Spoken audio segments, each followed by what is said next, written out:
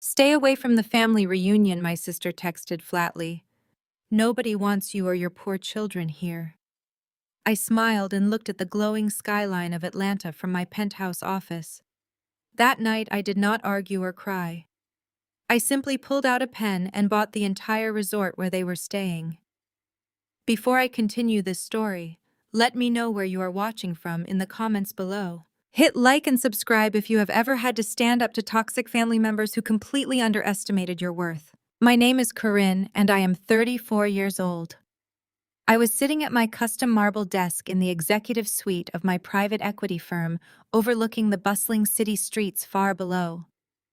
The heavy rain beat against the floor-to-ceiling glass windows, matching the cold and sterile reality of my family dynamics.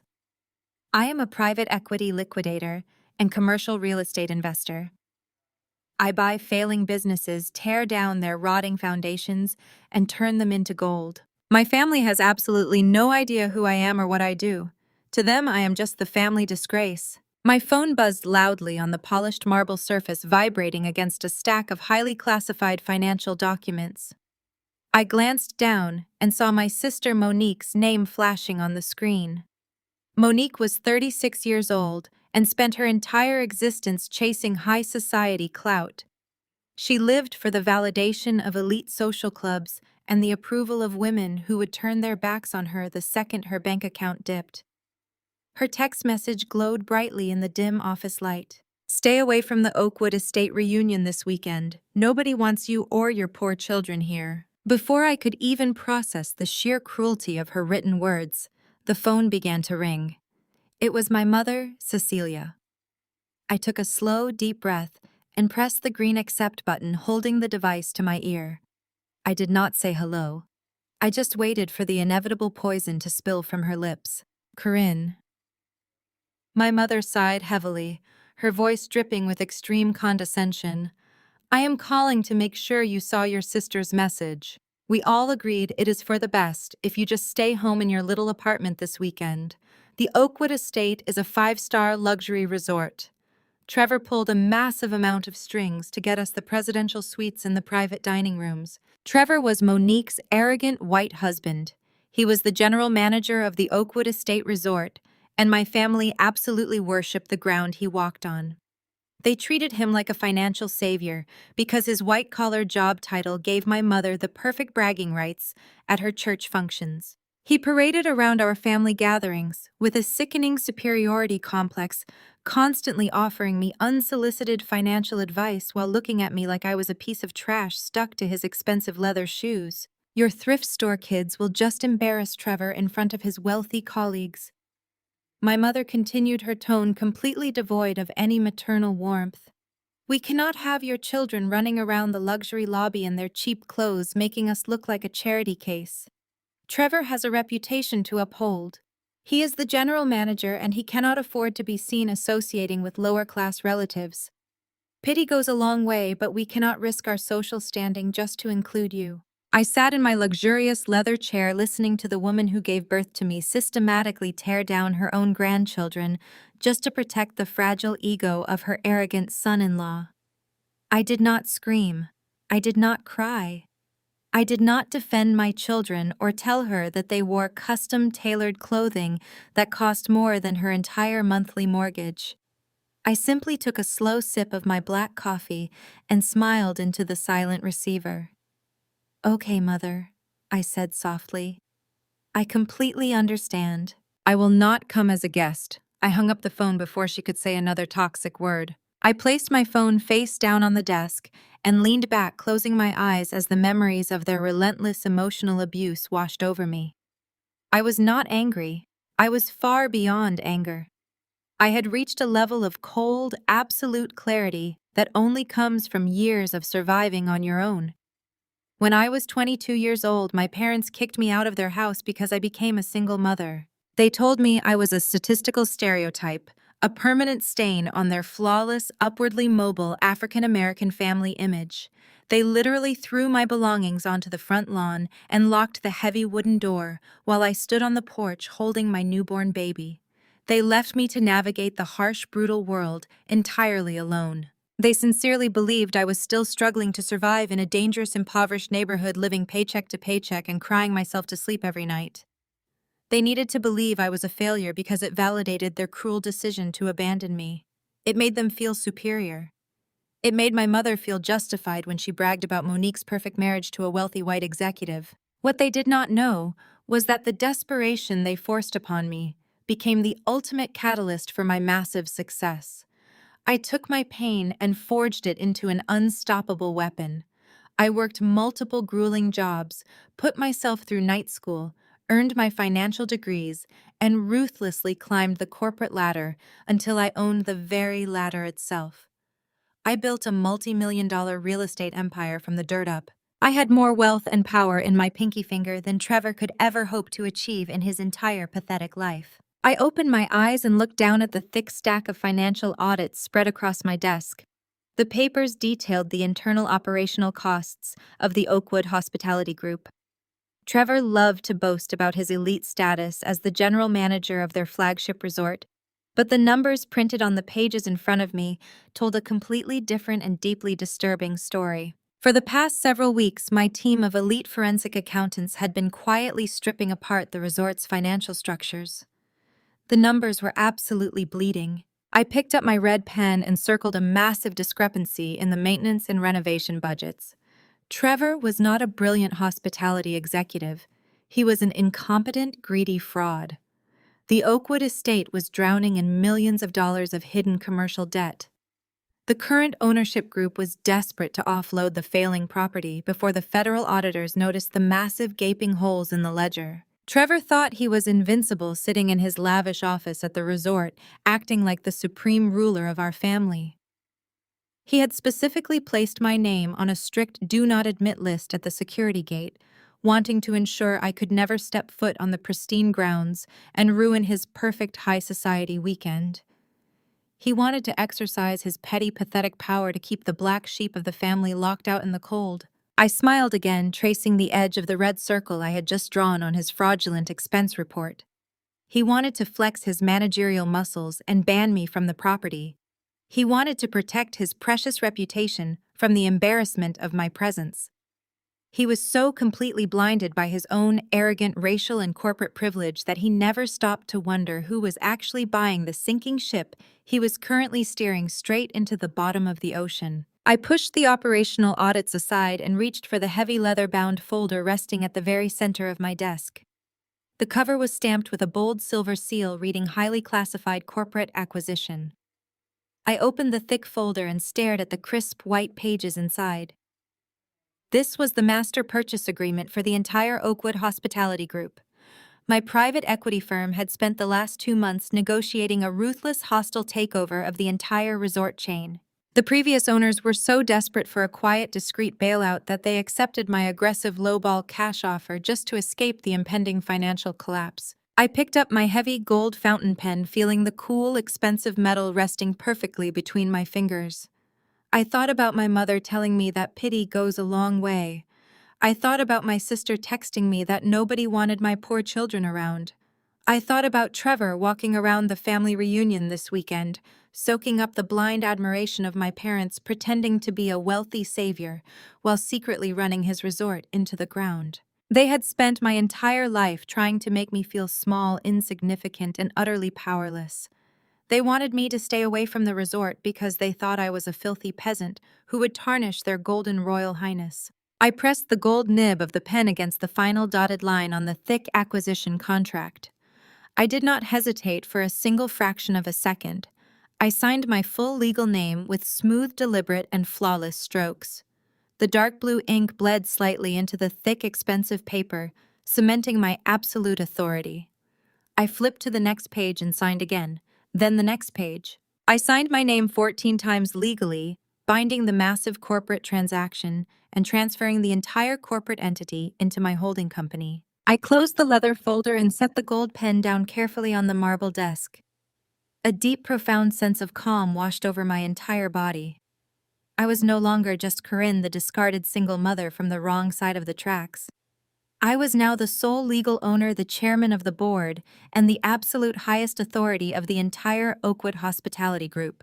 The resort where my family was currently gathering, the very property where Trevor served as general manager, now belonged entirely to me. Every single blade of grass, every luxury suite, every employee, and every security guard reported directly to my corporate umbrella. I picked up my office phone and pressed the speed dial button for my global head of security, a highly trained ex-military professional named Marcus, who handled all high-level operational transitions. He answered on the first ring, his voice crisp and strictly professional. "Good evening, Madam Chairman. The acquisition is fully finalized," Marcus said respectfully. "We have successfully secured the digital network, and the corporate banking accounts are locked under your primary signature." "Excellent work, Marcus," I replied, my voice echoing with pure icy authority. "I need you to prepare the custom armored vehicles for tomorrow morning. My children and I will be taking a small weekend trip to the Oakwood Estate Resort. I want to conduct a surprise personal inspection of our newly acquired property." "Understood," Madam Chairman, Marcus replied without skipping a beat. "Should I notify the current local management team of your impending arrival?" "Absolutely not," I said, a slow, dark smile spreading across my face as I looked out at the pouring rain battering the city skyline. "The general manager there is named Trevor. He is currently hosting a private family reunion in the presidential suites. I want my arrival to be a complete and total surprise.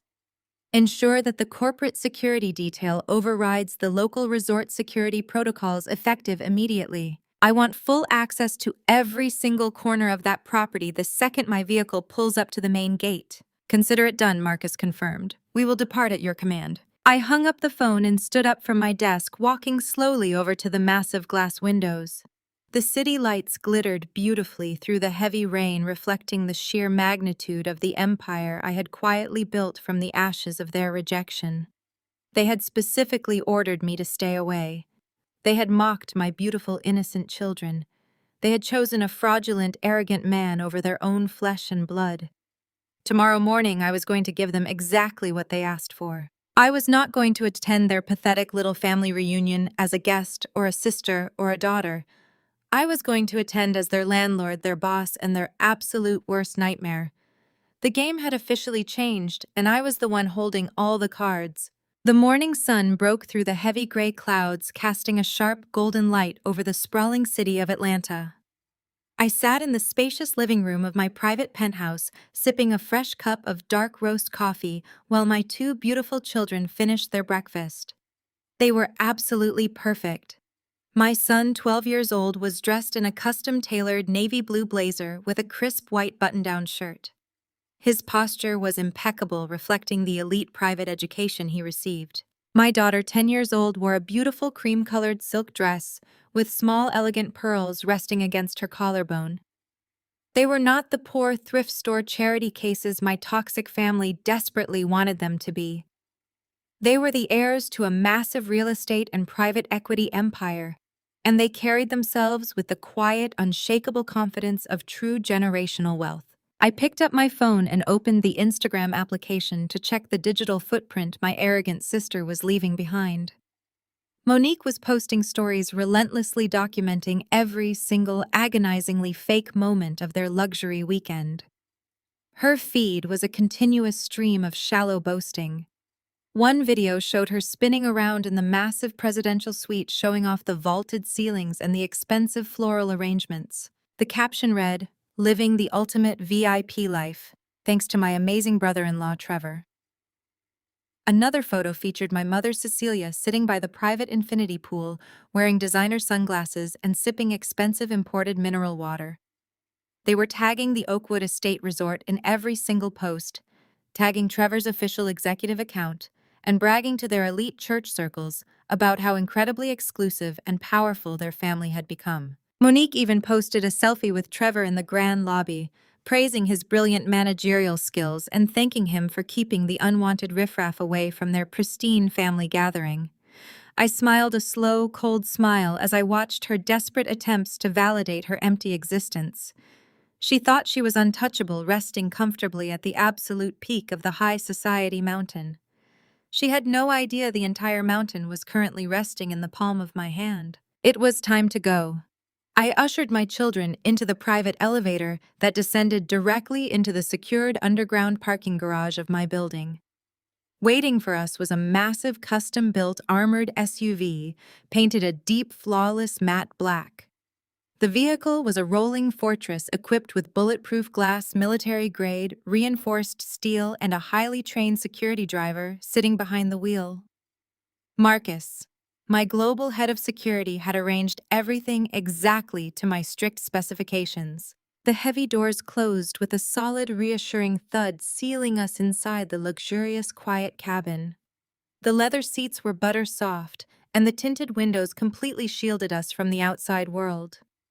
As the massive vehicle glided smoothly onto the bustling Atlanta highway, my son looked up at me with his calm, intelligent eyes.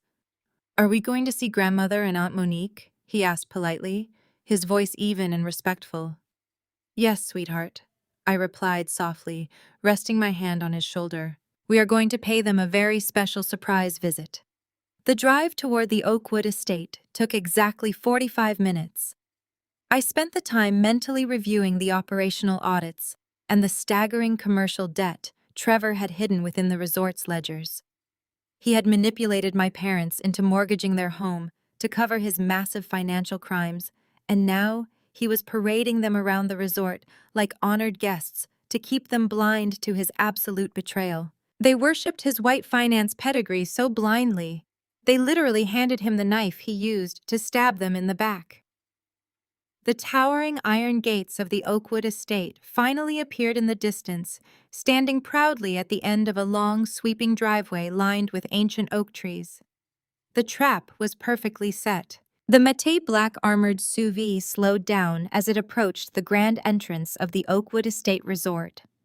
The main gate was an imposing structure of wrought iron and polished stone designed to intimidate anyone who did not belong to the extreme upper echelon of society.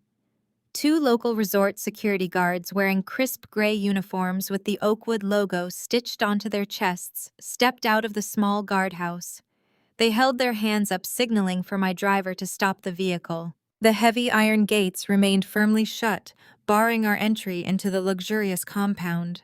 My driver rolled down his thick, bulletproof window just a few inches, allowing the humid Georgia air to slip into the climate-controlled cabin. "State your name and the purpose of your visit," the taller security guard demanded, his tone clipped and strictly professional. My driver did not flinch. He simply stated my full legal name and informed the guard that I was here to attend the private family reunion hosted by the general manager. The guard frowned immediately, pulling a clipboard from the window of the security shack. He flipped through several pages of printed documents, running his finger down a specific highlighted list. I watched his face change from standard professional courtesy to a hardened, suspicious glare. He tapped his radio earpiece and stepped closer to the vehicle. "I am sorry, but that name is strictly prohibited from entering this property," the guard announced, his voice loud enough for me to hear clearly through the cracked window. The general manager, Mr. Trevor, personally placed this individual on the extreme restricted access blacklist. The specific security note next to the name says, "Known harasser do not admit under any circumstances. If you do not turn this vehicle around immediately and vacate the premises, I am authorized to call the local police department and have you formally cited for trespassing." I did not say a word to the guard. I simply turned my head and looked up through the tinted glass toward the massive ornate balconies of the presidential suites overlooking the main entrance of the resort.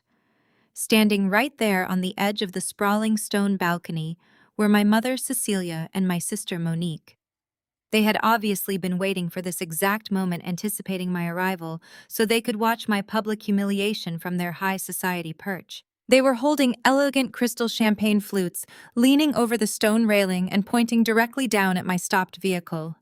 Even from this significant distance, I could clearly see the nasty, vicious smiles stretching across their faces.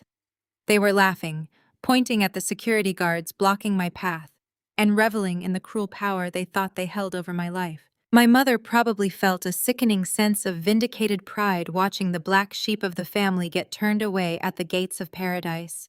She believed I had driven up here in a desperate, pathetic attempt to crash their elite gathering, to beg for a plate of expensive food or a shred of familial inclusion. Monique was likely already drafting her next social media post, ready to brag about how her powerful white husband successfully protected their lavish weekend from the embarrassing poor relative.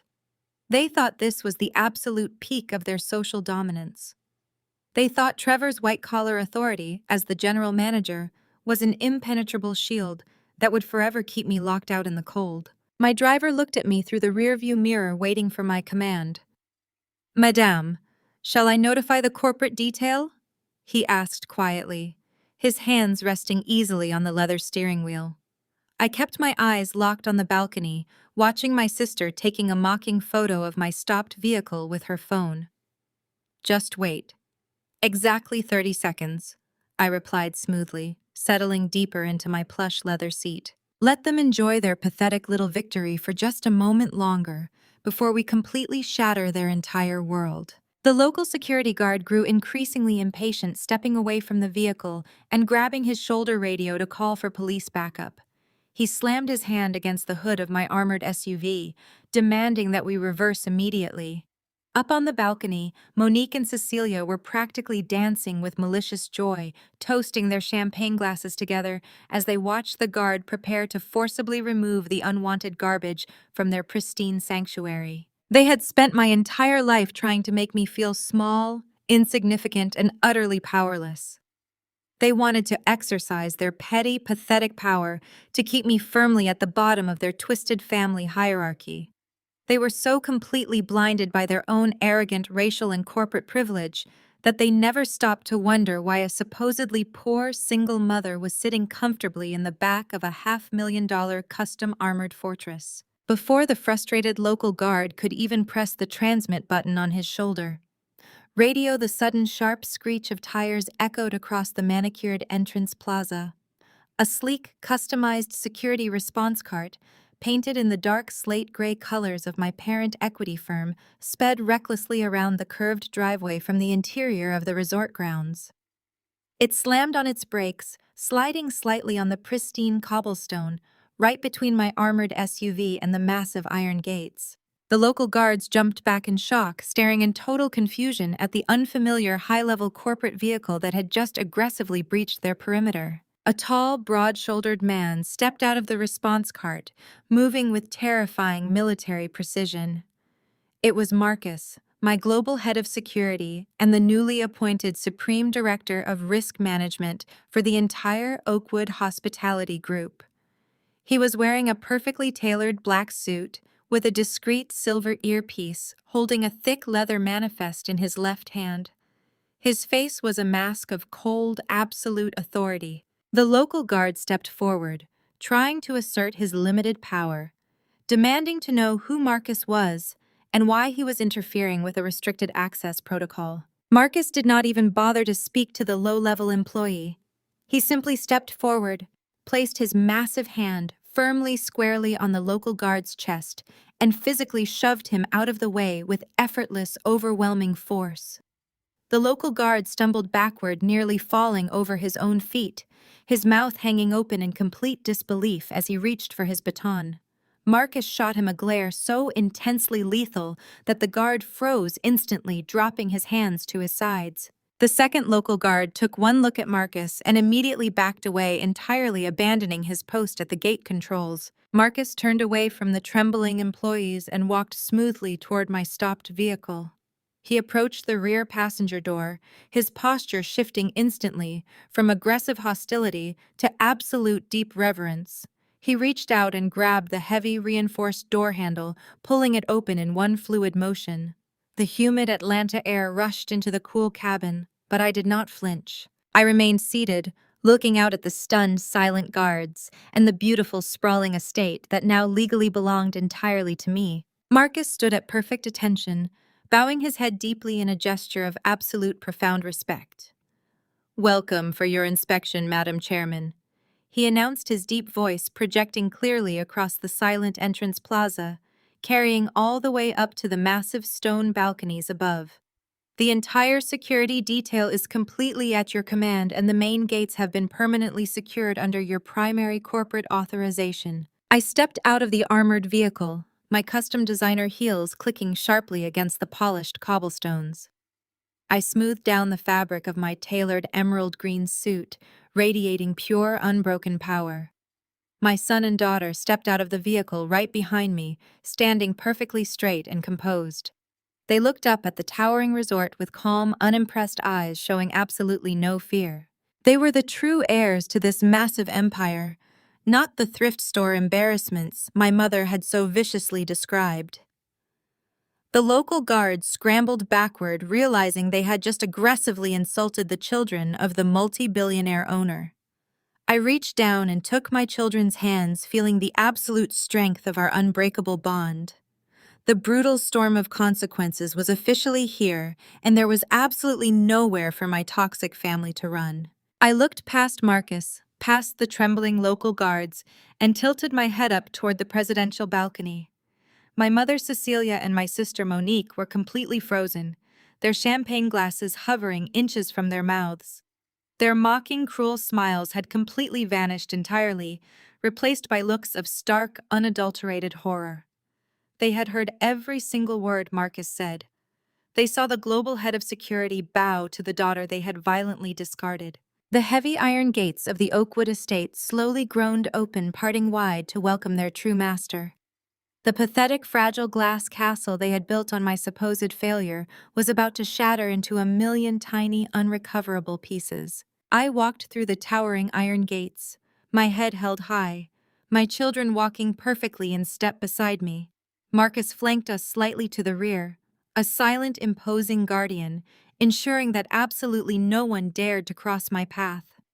The local security guards had completely retreated to their small shack, watching in stunned silence as the woman they had just tried to banish was now being escorted like absolute royalty onto the pristine grounds of the Oakwood Estate Resort. The manicured pathways were lined with expensive, exotic flowers and immaculate fountains, but I barely noticed the scenery.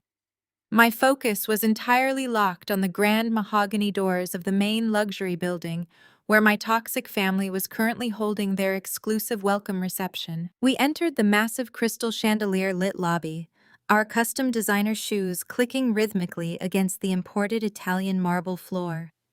Other wealthy resort guests stopped to stare, captivated by the sheer, undeniable power radiating from our small group. My 12-year-old son adjusted his tailored navy blazer with perfect calm, completely unbothered by the opulent surroundings. My 10-year-old daughter smoothed her cream-colored silk dress, holding her head up with the exact same icy confidence I possessed. We approached the heavy double doors of the private VIP lounge where the exclusive family gathering was taking place. Marcus stepped forward and pushed the heavy doors wide open without bothering to knock. The sprawling VIP lounge was completely packed with my extended family members, aunts, uncles, and cousins who had all happily accepted a free luxury vacation while turning a blind eye to my deliberate, cruel exclusion. They were laughing, drinking expensive champagne and eating gourmet hors d'oeuvres. But the exact second I stepped across the threshold, the entire room fell into a sudden, suffocating dead silence.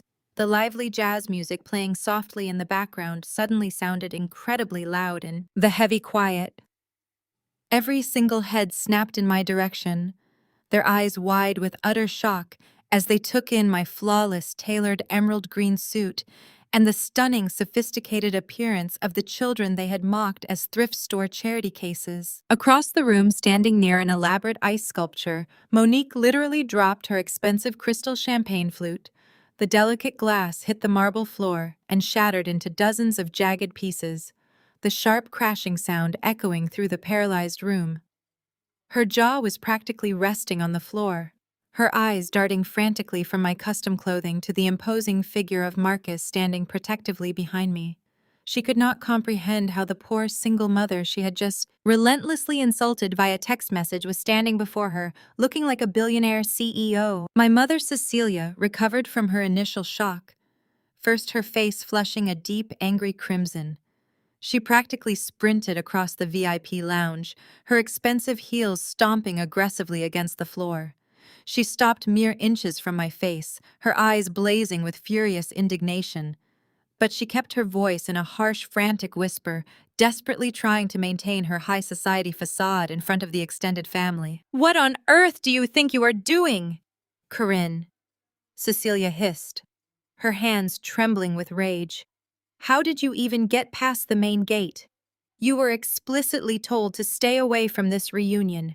Look at you marching in here like you own the place. You are going to completely humiliate Trevor in front of his staff. You need to turn around and drag your children out of here, right this instant before you ruin everything he has done for this family." I did not step back. I did not lower my gaze. I simply looked at the woman who had birthed me, feeling absolutely no emotional connection to her frantic, shallow panic before I could even respond. A loud, aggressive throat clearing cut through the tense air. Trevor pushed his way through the crowd of stunned relatives marching toward us with his chest puffed out and his face twisted into a mask of pure arrogant fury. He was wearing a sharp gray executive suit, the little golden oakwood estate pin gleaming proudly on his lapel. He positioned himself directly in front of my mother, acting like the brave white knight stepping in to protect his wealthy in-laws from the dangerous neighborhood trash. He looked down his nose at me, his eyes filled with absolute venom and unchecked superiority. "I gave specific orders to security that you were not to be permitted on this property," Trevor stated loudly, ensuring that his authoritative voice carried across the entire silent room. "You are trespassing, Corinne. I do not care how you managed to sneak past the front gate, but your pathetic little stunt ends right now. This is an exclusive 5-star resort, and I am the general manager. You do not belong here, and your presence is a massive liability to my professional reputation." My extended family members whispered nervously among themselves, watching Trevor assert his dominance. They worshipped the ground. He walked on blindly, equating his white-collar management position with ultimate supreme power. They expected me to cower to apologize and to scurry out the back door like a frightened animal avoiding the wrath of the mighty resort director. "You have exactly 60 seconds to take your kids and walk out those doors before I call the local police department," Trevor threatened, taking a physically aggressive step closer to me, attempting to use his height to intimidate me. "I will have you arrested for trespassing and harassment right in front of your entire family. I will make sure the police put you in handcuffs. Do not test me, Corinne. I run this entire facility and my word is absolute law here." Trevor stared at me, waiting for the fear to wash over my face. He expected tears. He expected begging. He expected the broken 22-year-old girl my parents had thrown out into the cold streets a decade ago. But the woman standing in front of him was a predator who swallowed corporate executives like him for breakfast. I did not blink. I did not raise my voice. A waiter wearing a crisp white uniform stood frozen nearby, holding a silver tray of drinks. I casually reached out and picked up a tall glass of sparkling water, taking a slow, deliberate sip. The sheer, utter disrespect of my casual movement made Trevor's face turn a dark, furious shade of purple. He opened his mouth to shout for security, but I smoothly stepped directly into his personal space, closing the distance between us until I was mere inches from his arrogant face. I leaned in slightly, keeping my voice pitched so incredibly low that only he could hear the lethal words I was about to speak. "Your word means absolutely nothing here, Trevor," I whispered smoothly, the ice in my tone freezing him perfectly in place. "Especially considering the $3 million in unauthorized commercial debt you are currently hiding in the internal maintenance ledger." I felt his entire body go completely rigid. His breath hitched violently in his throat and the angry purple flush on his face vanished in an instant, completely replaced by a sickly, terrifying shade of pale gray. I continued to whisper, driving the knife deeper into his fragile corporate ego. "I know all about the cooked books, Trevor. I know about the fake renovation invoices you have been using to siphon operational funds into your private accounts. For the last 18 months, you are bleeding $3 million in red ink, and the parent company is mere days away from discovering the massive gaping hole in your fraudulent accounts. You think you are the king of this resort, but you are nothing but a cheap, pathetic thief wearing a stolen crown, and your absolute worst nightmare. Just walk through the front door." Trevor looked like he was about to physically collapse. His eyes were wide with pure, unadulterated terror, darting frantically around the room, as if he expected federal agents to suddenly drop from the ceiling. He could not breathe. He could not speak. His mind was completely short-circuiting, trying to process how the poor, struggling single mother he despised had just effortlessly recited his deepest, darkest financial secrets. He knew his fraudulent numbers were buried so deep in the encrypted corporate servers that only top-tier executives or federal auditors could ever find them. The realization that I somehow had access to his criminal ledger completely broke his arrogant facade into a million tiny shattered pieces. I stepped back from him, taking another slow, elegant sip from my glass. I let a cold, wicked smirk spread across my lips as I watched the powerful general manager tremble visibly in front of the entire confused family. They could not hear what I had just said to him, but they all saw the immediate devastating effect it had on his posture. My mother looked at him frantically, waiting for him to unleash his mighty authority and order the police to drag me away. But Trevor was completely paralyzed. Trapped in a silent panic attack. I turned my back on his trembling, pathetic form, completely dismissing his existence. I looked down at my two perfectly poised children and offered them a warm, reassuring smile. "Come along, sweethearts," I said, my voice ringing clearly across the dead-silent VIP lounge. "Let us find a nice, comfortable place to sit." I walked confidently past my frozen mother, past my sister Monique, who was still staring at the shattered glass on the floor, and led my children straight toward the large, reserved velvet booth, directly in the absolute center of the VIP room. I gracefully slid into the plush seating, crossing my legs and resting my arms on the table, projecting the undeniable aura of a billionaire CEO taking her rightful throne. My kids slid into the booth beside me, behaving with perfect, elegant restraint. Marcus stood at attention a few feet behind our table, a massive, imposing wall of security, preventing anyone from daring to approach us. The entire extended family stood rooted to the floor in complete shock, watching the family outcast effortlessly humiliate their precious white knight, general manager, and take the absolute best seat in the house. Trevor remained frozen near the ice sculpture, looking like a man walking to the gallows. The family reunion had officially begun, and I was going to make sure they remembered this weekend for the rest of their miserable lives. The atmosphere in this grand lounge was incredibly thick, almost suffocating under the weight of the massive, unspoken tension. My aunts and uncles exchanged wild, confused glances, whispering furiously behind their manicured hands. They could not understand why Trevor, the supposed master of this entire luxury domain, was suddenly sweating profusely and refusing to make eye contact with anyone. My mother, Cecilia, rushed over to him, grabbing his arm and shaking him slightly, urging him to do something to regain control of the room, but Trevor just yanked his arm away from her grasp, stumbling backward slightly, his eyes remaining locked on me with sheer terrified paranoia. Monique finally recovered enough to walk over to her husband, her designer heels clicking sharply against the marble floor.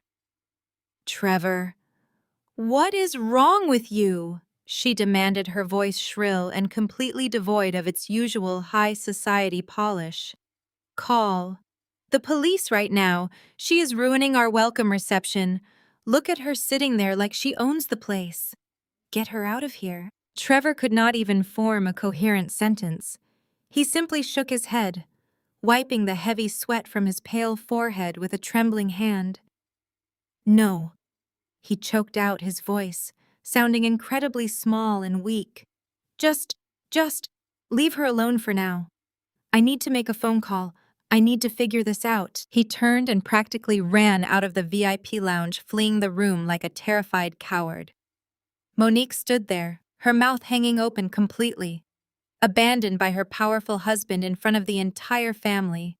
She looked at me, her face contorting with absolute furious humiliation. I simply raised my glass in a silent, mocking toast toward her, acknowledging her complete and total defeat. The power dynamic of the entire family had just violently shifted in the span of 5 minutes, and they were completely powerless to stop the incoming storm. I sat back comfortably in the plush velvet booth, enjoying the crisp taste of the sparkling water, waiting for the formal welcome dinner to begin, where I knew they would try one last, desperate, pathetic attempt to put me in my place, completely unaware that they were already digging their own shallow graves. My 12-year-old son leaned over slightly, keeping his voice perfectly modulated the way he was taught. "Mother, why are they all staring at us like that?" he asked politely, observing the room of wealthy relatives who were still completely paralyzed by the scene that had just unfolded. "Because they are incredibly confused, my darling," I replied softly, keeping a pleasant smile on my face. "They have spent a very long time believing a fairy tale about who we are, and reality is a very difficult thing for some people to process. Just remember your manners and enjoy the evening. The truth will reveal itself soon enough." My daughter simply nodded, picking up a small crystal glass of fresh juice. Taking a dainty sip, she looked at our extended relatives with absolute calm indifference. They were nothing to her. She did not carry the heavy traumatic baggage of their rejection, because I had spent my entire life shielding her from their toxic, cruel behavior. They were just strangers staring at her in a fancy room. Across the lounge, Cecilia was doing frantic damage control. She was moving from group to group, putting on her fake bright church smile, attempting to rewrite the narrative in real time. "Oh, you know how Corinne is?" She lied loudly, making sure her voice carried over the soft jazz music. "She always loved to make a dramatic entrance. Trevor is just being the bigger person and letting her have her little moment. We are a forgiving family after all." I let her spin her desperate, pathetic lies, knowing that the foundation of their entire existence was currently cracking beneath their feet. Trevor was likely locked in his private office right now, frantically trying to access the restricted accounting files, praying that my whispered words were just a lucky guess. He was about to discover that his digital access had already been completely revoked by corporate headquarters. The panic he was feeling right now was absolutely nothing compared to the absolute devastation I had planned for the grand dinner service. The trap was set, the bait was swallowed, and there was absolutely no escape from the reckoning that was about to crash down upon their perfectly manicured heads. The grand double doors of the private dining room swung open, signaling the beginning of the formal welcome dinner. The extended family shuffled into the opulent space, finding their assigned seats at the massive mahogany table that stretched across the entire length of the room. The table was adorned with towering crystal centerpieces and imported silk runners, projecting an image of absolute extreme wealth. I guided my children to the seats Marcus had deliberately secured for us, right near the head of the table, refusing to be pushed to the back corners where my family usually banished me. My father, Roland, stood up at the head of the table, tapping his crystal water glass with a heavy silver spoon to command the room's attention. Roland was a man who spent his entire life bowing to anyone who possessed a slightly larger bank account.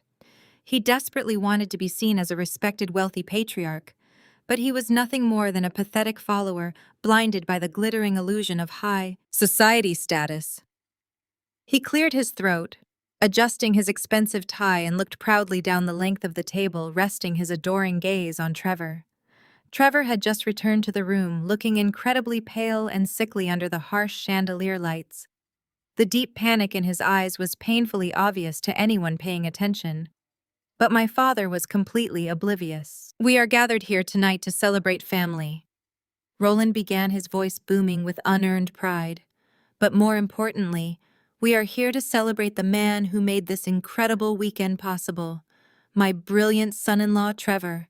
My aunts and uncles clapped enthusiastically, raising their glasses in a synchronized toast to the white general manager they idolized. Roland continued his pathetic, groveling speech, calling Trevor the ultimate financial savior of our family. He praised Trevor's elite corporate background thanking him for using his powerful executive connections to secure this luxury resort for our humble family gathering. Trevor has elevated our entire family name, Roland announced, puffing out his chest with sheer arrogance. He is a master of business, a true leader, and a shining example of what success looks like. We are so incredibly blessed to have him guiding our investments and protecting our future. I sat in my plush velvet chair, taking a slow sip of my iced water, hiding the dark, cold smile forming on my lips. My father was standing in front of 50 relatives, practically begging for scraps of approval from a man who was actively robbing him. Completely blind. Roland was singing the praises of a white-collar criminal who had secretly drained my parents' entire retirement fund to cover up his massive corporate debts. Trevor sat rigidly in his chair, sweating profusely, gripping his napkin with white-knuckled terror, listening to my father call him a financial savior, while I, the daughter Roland had thrown away like trash, sat quietly holding the keys to the entire empire. Monique could not handle the fact that I was sitting comfortably near the head of the table, radiating quiet, unbothered power she needed to reassert her dominance, to prove to the wealthy aunts and uncles that I was still just the poor single mother from the wrong side of the tracks. She flagged down a young, nervous-looking waiter who was carrying a tray of basic bread rolls.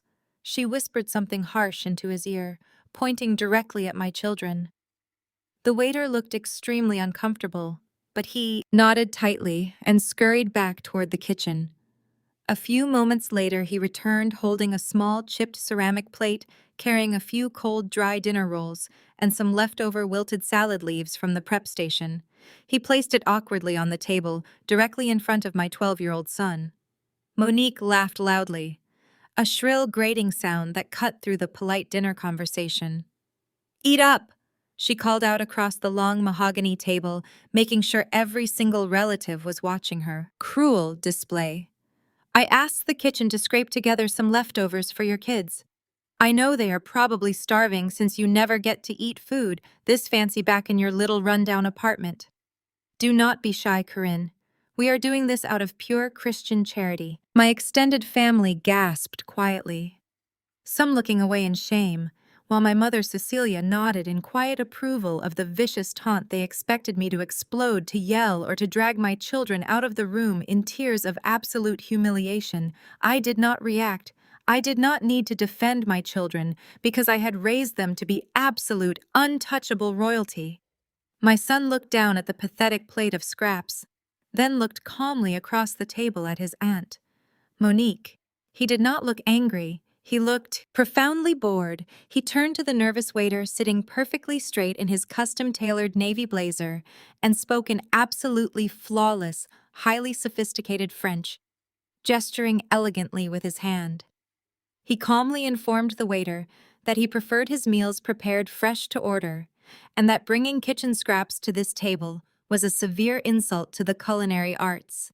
The entire table froze completely, stunned by the smooth, aristocratic European accent coming from the child they thought was raised in deep poverty. Monique stared at him, her mouth hanging open, her cruel joke completely backfiring as my son effortlessly displayed a level of elite expensive education that her own children could never even dream of comprehending. Before Monique could even attempt to close her hanging jaw, the heavy swinging doors of the main kitchen burst open violently. The executive chef of the Oakwood Resort, a highly decorated international culinary master, wearing a pristine white uniform, marched out into the dining room, looking absolutely furious. He shoved past the nervous waiter, grabbing the offensive plate of scraps and tossing it onto a nearby service cart with an angry clatter. He snapped his fingers and a line of 4 elite seniors servers marched out behind him carrying massive covered silver platters. The chef approached our table, his red face instantly softening into an expression of absolute profound reverence.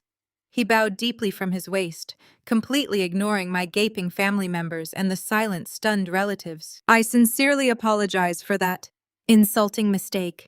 Madam CEO," he announced, his rich voice echoing loudly in the dead-silent dining room. "My kitchen staff was not properly informed of your exact seating arrangement.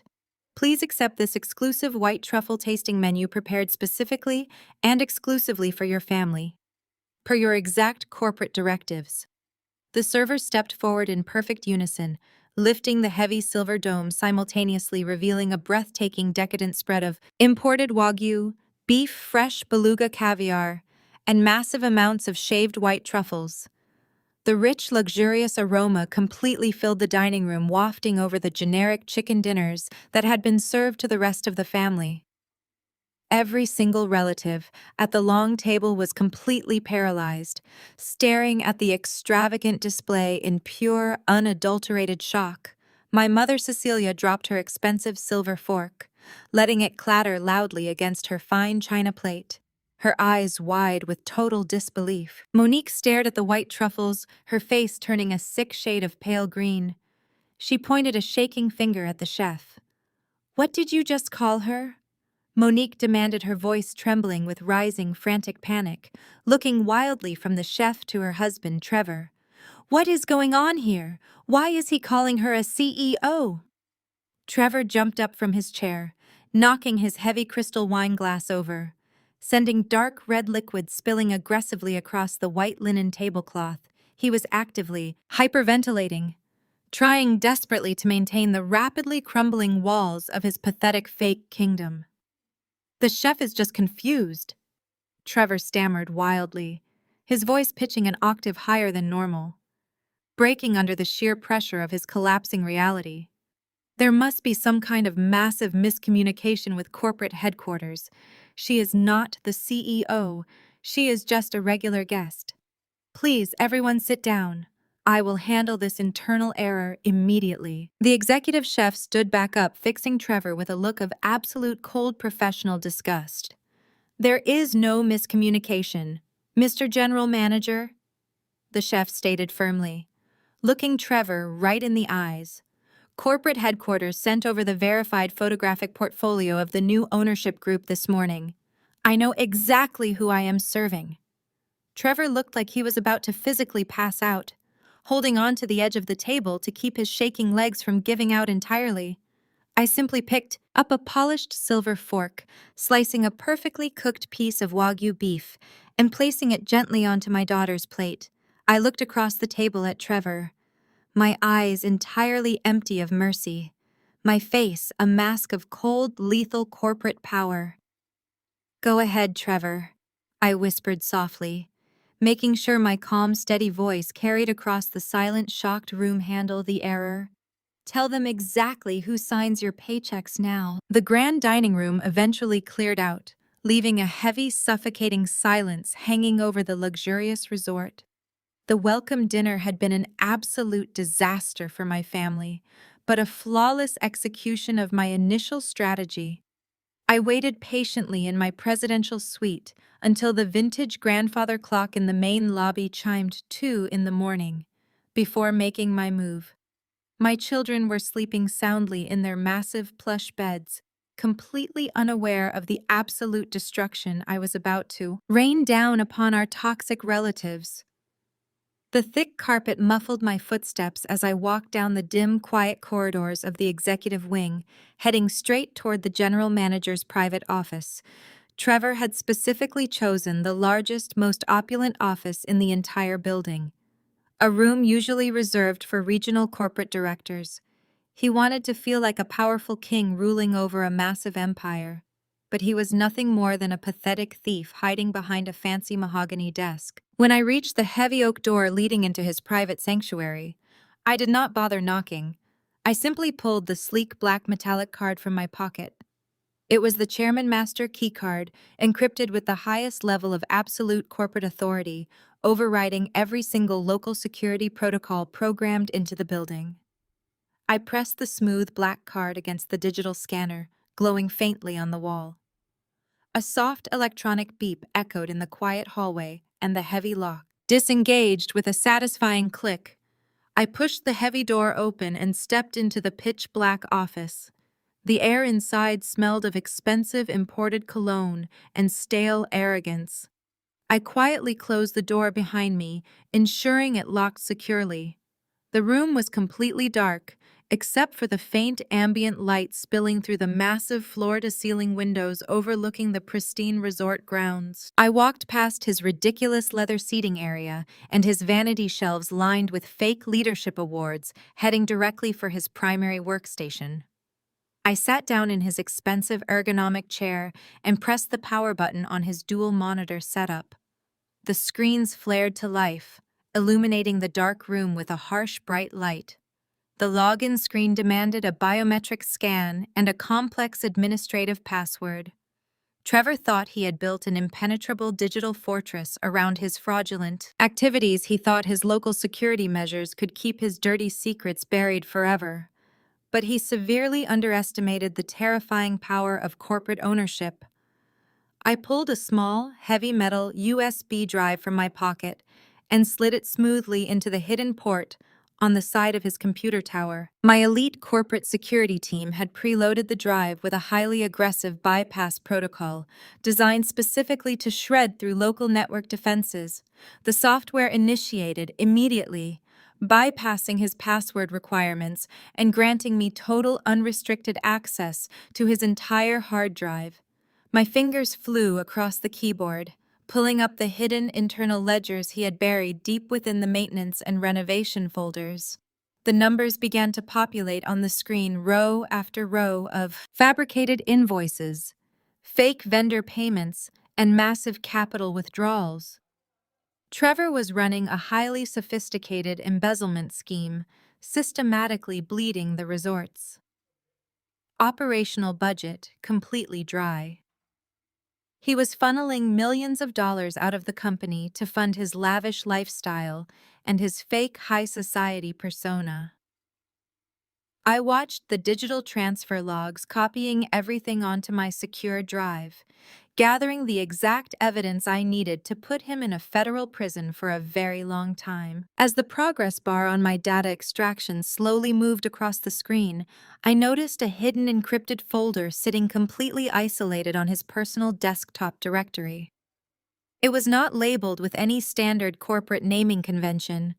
It simply bore the initials of my parents, Roland and Cecilia. My heart immediately tightened with a sudden terrible suspicion.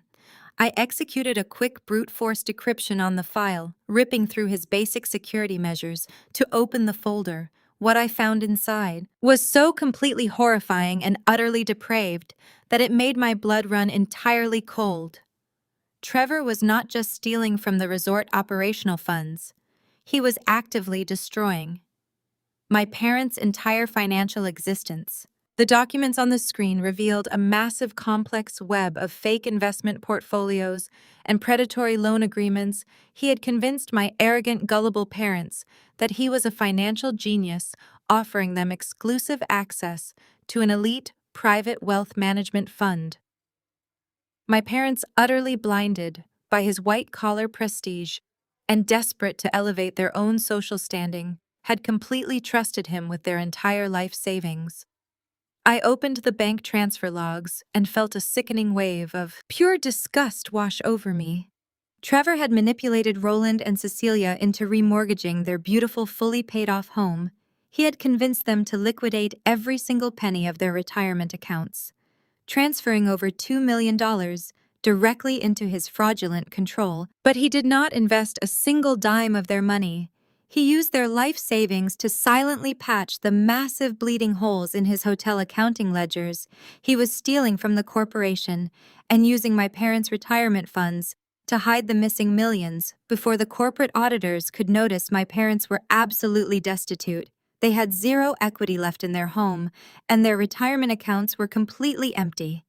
They were walking around this luxury resort acting like wealthy high society elites, completely unaware that their beloved white son-in-law had systematically robbed them blind. They worshipped him, they defended him, they chose him over their own flesh and blood, and he rewarded their blind, pathetic loyalty by financially slaughtering them. He had set them up to lose absolutely everything they had worked for their entire lives. The data extraction finally reached 100%, and the screen flashed a bright green confirmation message. I quietly pulled the USB drive from the port, gripping the cold metal tightly in my palm. I had exactly what I needed to burn his entire fake world to the ground. But before I could even stand up from the leather chair, the heavy oak door of the office suddenly clicked and swung wide open. The bright hallway light spilled into the dark room, illuminating Trevor standing in the doorway. Was breathing heavily. His tie loosened and his eyes bloodshot from drinking too much expensive wine. At the welcome dinner, he stopped dead in his tracks, staring at me, sitting behind his massive desk. The initial shock on his face quickly morphed into a dark, malicious sneer. He stepped into the office and deliberately closed the heavy door behind him, locking the deadbolt with a loud, terrifying click. He thought he had just caught a desperate, poor single mother snooping through his things. He completely believed he held all the power in this room. Trevor let out a low, arrogant laugh, leaning back against the locked door, folding his arms across his chest. He told me to look at the pathetic little outcast trying to play detective in the big boy's office. He demanded to know what I thought I was doing, looking for some spare change to steal to feed my poor little kids. He slowly walked toward the desk, his eyes narrowing with a dangerous predatory gleam. He stated that I had really made a massive mistake tonight. Sneaking in here, he said. I thought I could just walk onto his property and threaten him with some lucky guess about his budget. But I had absolutely nothing. He called me a failed single mother who lived in a pathetic dump while he ran this entire luxury empire. He placed his hands on the desk, leaning aggressively toward my face, attempting to intimidate me with his sheer physical presence. He asked if I thought anyone was going to believe whatever fake evidence I thought I found, his breath smelling of expensive bourbon and pure arrogance. He promised to completely destroy me tomorrow morning. He boasted that he was going to tell my parents. I broke into his office to steal money to extort him, and they would believe every single word he said because he was a highly successful, wealthy white executive, and I was just their massive, embarrassing failure of a daughter. He swore they would always choose him over me, and they would beg him to press charges so he could gladly watch the police drag me away in handcuffs. I sat perfectly still, looking up at his arrogant, flushed face. I did not flinch. I did not argue. I did not even attempt to defend myself. I just looked at him with eyes as cold as dead winter ice, letting him dig his grave deeper and deeper with every single toxic word he spoke. He had absolutely no idea that he was threatening the sole owner of the ground he was currently standing on, and I was going to let him believe his own pathetic lies. Right up until the very moment I ripped his entire life to shreds. The next morning arrived with a bright, cheerful sun that felt entirely at odds with the dark, vicious lies currently being spun in the main dining hall. Trevor knew he had to strike first, to control the narrative before I could say a single word about his massive financial crimes. He understood perfectly well that in my highly toxic family, whoever cried the loudest and claimed victimhood first would automatically win their blind, unwavering loyalty. I sat quietly on the sprawling stone balcony of my presidential suite, sipping a fresh cup of dark roast coffee while my children ate their room service breakfast inside. I knew exactly what was happening downstairs because absolute predictability was Trevor's biggest fatal weakness. Down in the private executive dining room, Trevor was putting on an absolute masterclass in manipulative white-collar gaslighting. He had hastily gathered my mother Cecilia and my father Roland, along with my sister Monique, for a sudden urgent family meeting. According to the frantic text messages I was actively receiving from a sympathetic younger cousin who was quietly eavesdropping near the kitchen doors, Trevor was actually crying.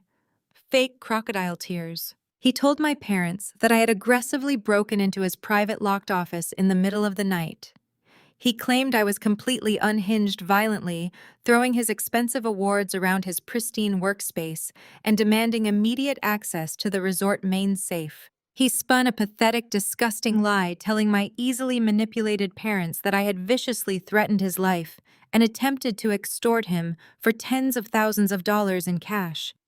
He claimed with a straight face that I was severely addicted to heavy narcotics and that my supposed desperate poverty had finally driven me to absolute criminal madness. He told them I was begging for drug money and that I was going to completely ruin the spotless, immaculate reputation of the Oakwood estate if he did not pay me off right then and there.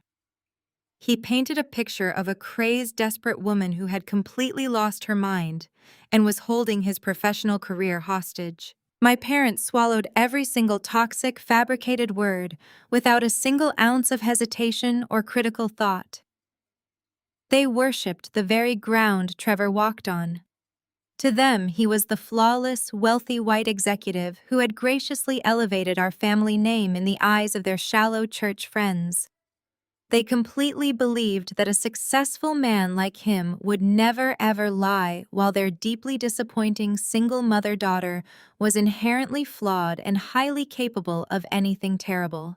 Trevor played the terrified but protective family man perfectly, insisting that he did not want to involve the local police because he wanted to protect the family from a massive public media scandal.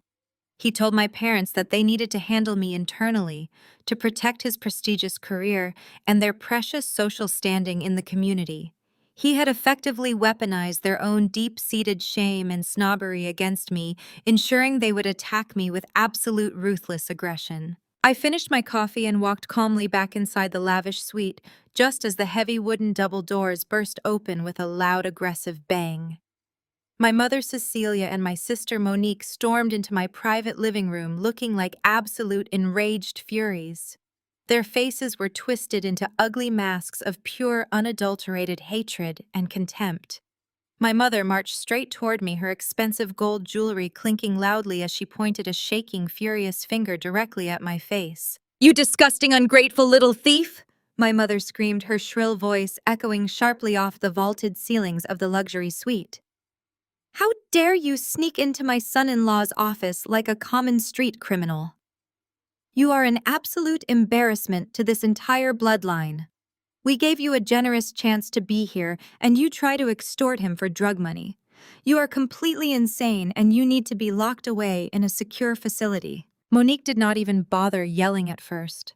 She marched straight past me and went directly into the master bedroom, grabbing my expensive custom leather suitcase and throwing it violently onto the pristine white duvet. She started yanking my custom-tailored designer clothes out of the large walk-in closet, throwing them haphazardly into the bag without even looking at the exclusive labels. "You are leaving right now," Monique shouted from the other room, her voice dripping with sheer malicious joy. "Trevor is being incredibly generous by not having you arrested and dragged out of this lobby in heavy handcuffs. We are packing your trash and you are getting off this property before you completely ruin his career and our family name forever." My 12-year-old son and 10-year-old daughter stood quietly near the polished mahogany dining table, watching their grandmother and aunt behave like completely deranged lunatics. My children did not cry or look scared because I had spent years teaching them to recognize toxic, erratic behavior and to never let it disturb their inner peace. They simply looked at my mother with calm, quiet pity, standing tall and utterly unbothered by the chaotic screaming happening around them. Cecilia noticed my children standing there, and her face grew even darker with toxic, righteous anger. "Look at these poor kids," she spat out, waving her hands dramatically toward my perfectly composed children. "You are a completely unstable, drug-addicted mess, Corinne. You are dragging these innocent children into your pathetic criminal lifestyle.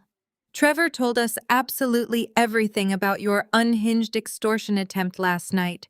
We are not just kicking you out of this luxury resort today. Your father and I are going to call Child Protective Services the absolute second we get back to Atlanta. We are going to tell the state authorities that you are a mentally unstable addict who is completely unfit to raise them. We will have them permanently taken away from you and placed in a proper stable home so you can never poison them with your disgusting failures." Monique dragged my half-packed suitcase into the living room, dumping it roughly onto the expensive plush carpet. She crossed her arms, looking at me with pure, venomous triumph. "You thought you could just show up here and act like you were better than us?" Monique sneered, stepping closer to my mother to form a united front against me. "You are nothing, Corinne. You have always been absolutely nothing. Trevor is a highly respected general manager, And you are just a pathetic, broke single mother trying to steal his hard-earned money to feed your miserable drug habits. Grab your kids and get out of here right now before we call the police and let them deal with your psychotic breakdown in a cold jail cell." They stood there breathing heavily, their eyes wide with malicious excitement. They were absolutely certain they had won this invisible war. They thought their vicious, terrifying threats of calling Child Protective Services and kicking me out would finally break me down into a sobbing, begging mess on the floor. They expected me to fall to my knees and plead for their mercy, to promise I would leave quietly if they just let me keep my beautiful children. They were completely high on the false narrative and the fake power Trevor had handed them, believing they were the righteous saviors of the family reputation, stepping in to eradicate a dangerous pest. I did not argue with them. I did not raise my voice or try to frantically defend myself against their utterly delusional accusations. I just stood there in my perfectly tailored silk morning robe, looking at my mother and my sister with a profound, overwhelming sense of pure clinical pity. They were so entirely blinded by their desperate need for high society validation and their pathetic worship of a white-collar criminal that they were actively threatening to destroy their own bloodline. They were willingly, proudly volunteering to go down with his rapidly sinking ship, without even bothering to look at the massive holes in the hull. I let their cruel, heavy words hang in the silent air of the suite, allowing them to fully absorb the quiet, unbothered calm radiating from my solid posture.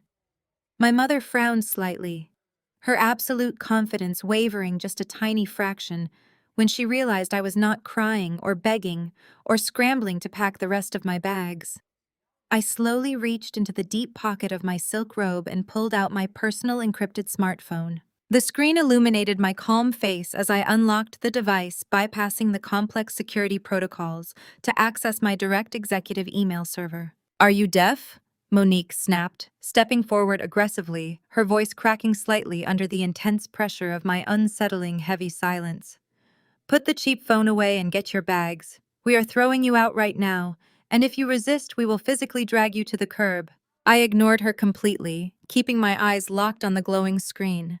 I opened a new secure email draft addressed directly to the global head of information technology for my private equity firm operating out of our corporate headquarters. I did not type out a long, emotional explanation or a desperate plea for immediate help. I did not need to waste my time justifying my actions to anyone. I simply typed two short, definitive sentences that would immediately trigger the absolute catastrophic collapse of everything they thought they knew and everything Trevor had built his fraudulent life upon. Initiate total server lockdown at Oakwood Estate. Trigger the comprehensive forensic audit immediately. I stared at the screen for one brief, highly satisfying second before my thumb pressed the bright blue send button. The small swoosh sound of the email departing echoed softly in the quiet, tense room. The digital missile was officially launched, and it was currently hurtling straight toward the core operating system of the entire resort complex. Within seconds, my elite corporate IT team would remotely sever Trevor's administrative access, freeze every single local bank account associated with the property, and lock down all digital communications across the hotel network. The massive financial trap I had built during the night was now fully activated, and the heavy steel doors were slamming shut on his entire career. I slowly lowered my phone and looked directly into my mother's confused, angry eyes. I smiled, a gentle, chilling smile that made her take a sudden, involuntary step backward, her bravado slipping away. "You do not need to pack my bags, Mother," I said, my voice smooth and dangerously quiet, echoing with total authority. "We are not leaving this suite, and absolutely nobody is calling Child Protective Services today or ever. In fact, you might want to go check on your brilliant, successful son-in-law right now. I have a very strong feeling his morning is about to become incredibly complicated." My mother and sister stared at me, their furious expressions slowly morphing into deep, unsettling confusion as they desperately tried to understand why the poor broken outcast they had come to destroy was suddenly speaking to them with the terrifying absolute authority of a billionaire CEO holding their entire world in the palm of her hand. The rest of the day passed in a strange, tense calm as my mother and sister furiously packed up their things and marched out of my suite completely confused and terrified by my absolute lack of fear. The grand family gala was scheduled for that very evening. It was the absolute pinnacle of their entire fake high society weekend. The massive grand ballroom of the Oakwood estate had been transformed into a lavish, glittering paradise. Hundreds of wealthy guests were invited, including our entire extended family, local politicians, prominent church members, and the most elite socialites in Atlanta. My mother had invited everyone she knew, just to show off her magnificent white son-in-law and the incredible luxury he supposedly provided for our family. The room was overflowing with expensive champagne crystal chandeliers and the sickening smell of arrogant entitlement. I stood quietly in the deep shadows near the back of the massive ballroom, wearing a stunning custom-tailored midnight blue evening gown that cost more than my parents' first house. My children were safely secured in my presidential suite, guarded by two elite members of my personal security detail. I wanted to watch this particular performance alone, blending into the darkness as the final act of their pathetic play began to unfold. On the grand stage at the front of the room, Trevor stepped up to the polished glass podium. He was wearing a pristine white tuxedo jacket, looking every bit the wealthy, successful corporate savior he desperately pretended to be. The crowd erupted into enthusiastic applause as my father Roland stood up from his front row VIP table, clapping loudly and cheering for the man who was actively destroying his financial future. Trevor smiled his bright, fake, charismatic smile and held up his hands to quiet the adoring crowd. He welcomed everyone to the resort, thanking my parents for their vision and praising his wife Monique for her flawless event planning. He spoke smoothly, effortlessly, manipulating the emotions of every single person in the room, playing the humble but brilliant executive perfectly. And then he began his ultimate pitch, the real reason he had organized this massive family gathering. Trevor lowered his voice, making it sound intimate and exclusive. He told the hundreds of wealthy guests that he had been working on a highly restricted private investment portfolio. He called it the Oakwood Family Legacy Fund. He spun a masterful web of complex financial jargon, promising astronomical returns and completely guaranteed corporate backing. He told my aunts, uncles, and cousins that he wanted to share his immense Wall Street success with the people he loved most. He was literally standing on a stage pitching a massive fraudulent Ponzi scheme, trying to steal the rest of their retirement savings to cover the gaping $3 million hole he had dug in the resort accounts. My mother and father nodded along vigorously, completely blind to the fact that they were being used as bait to lure the rest of the family into absolute financial ruin. He asked everyone to look at the pledge cards placed at their tables, urging them to sign over their hard-earned money to his fake legacy fund, assuring them that their financial futures would be entirely secure under his expert white-collar management. Just as Trevor reached the emotional climax of his fraudulent pitch, raising his arms wide to welcome their investments, the absolute devastation I had orchestrated earlier that morning finally reached the main ballroom floor. I had sent that single email to my corporate information technology team initiating a total server lockdown. The digital poison had silently crept through the entire resort network, systematically severing every single operational control Trevor possessed, taking away his security clearances, his financial access, and his administrative overrides. And now it was time for the physical manifestation of his complete corporate destruction. Trevor's microphone suddenly emitted a sharp, ear-piercing electronic screech that echoed painfully across the massive ballroom. Hundreds of guests winced and covered their ears as the harsh feedback sliced through the elegant atmosphere. The microphone then went completely dead. Trevor tapped the top of the device, his polished smile faltering slightly as he looked out at the confused crowd. He tapped it again, harder this time, blowing into the quiet metal mesh. Nothing happened. He looked over at the sound engineering booth, waving his hand frantically, signaling for the technicians to fix the audio equipment. But the technicians were just staring at their computer monitors in complete panic because their administrative access had just been entirely revoked. Their screens were locked, displaying nothing but a flashing red access denied warning. Then the lighting in the grand ballroom shifted dramatically. The soft, warm, ambient chandeliers suddenly dimmed, plunging the massive room into a deep, tense shadow. The towering high-definition LED screens mounted on the wall directly behind the stage, which had been proudly displaying the elegant gold and green Oakwood Estate logo, began to aggressively glitch. Sharp, jagged lines of static ripped across the massive digital displays. The screens flashed a blinding stark white, then went entirely pitch black for 3 agonizingly long seconds. The wealthy guests began to murmur, shifting uncomfortably in their expensive seats. My mother Cecilia stood up, looking around the dark room in frantic confusion. Monique rushed toward the edge of the stage, demanding to know what was happening and yelling at the event staff to turn the lights back on. Slowly, a new image faded into view on the towering screens behind Trevor's back. It was not the familiar Oakwood Hospitality logo. It was a massive, imposing silver crest featuring a stylized griffin holding a balanced scale, the unmistakable corporate emblem of my private equity firm. The logo burned brightly on the massive screens, casting a cold, sharp silver light directly over Trevor's tense shoulders. He turned around to look at the display, and his face lost absolutely every single ounce of its color.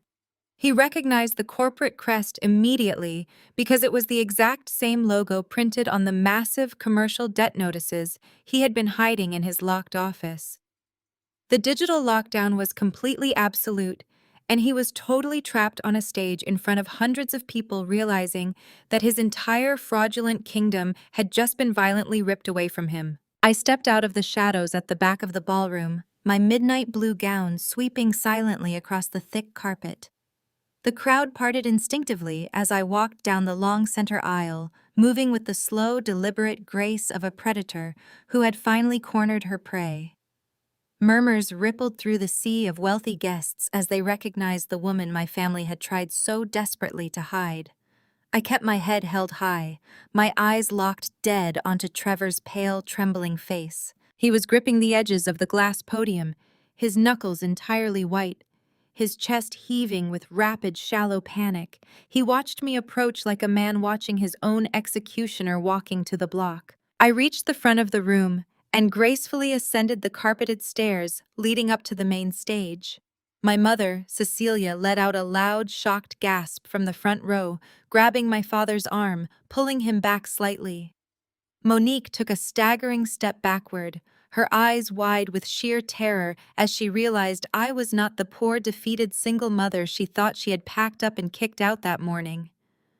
I walked directly over to Trevor, stopping mere inches away from his paralyzed form.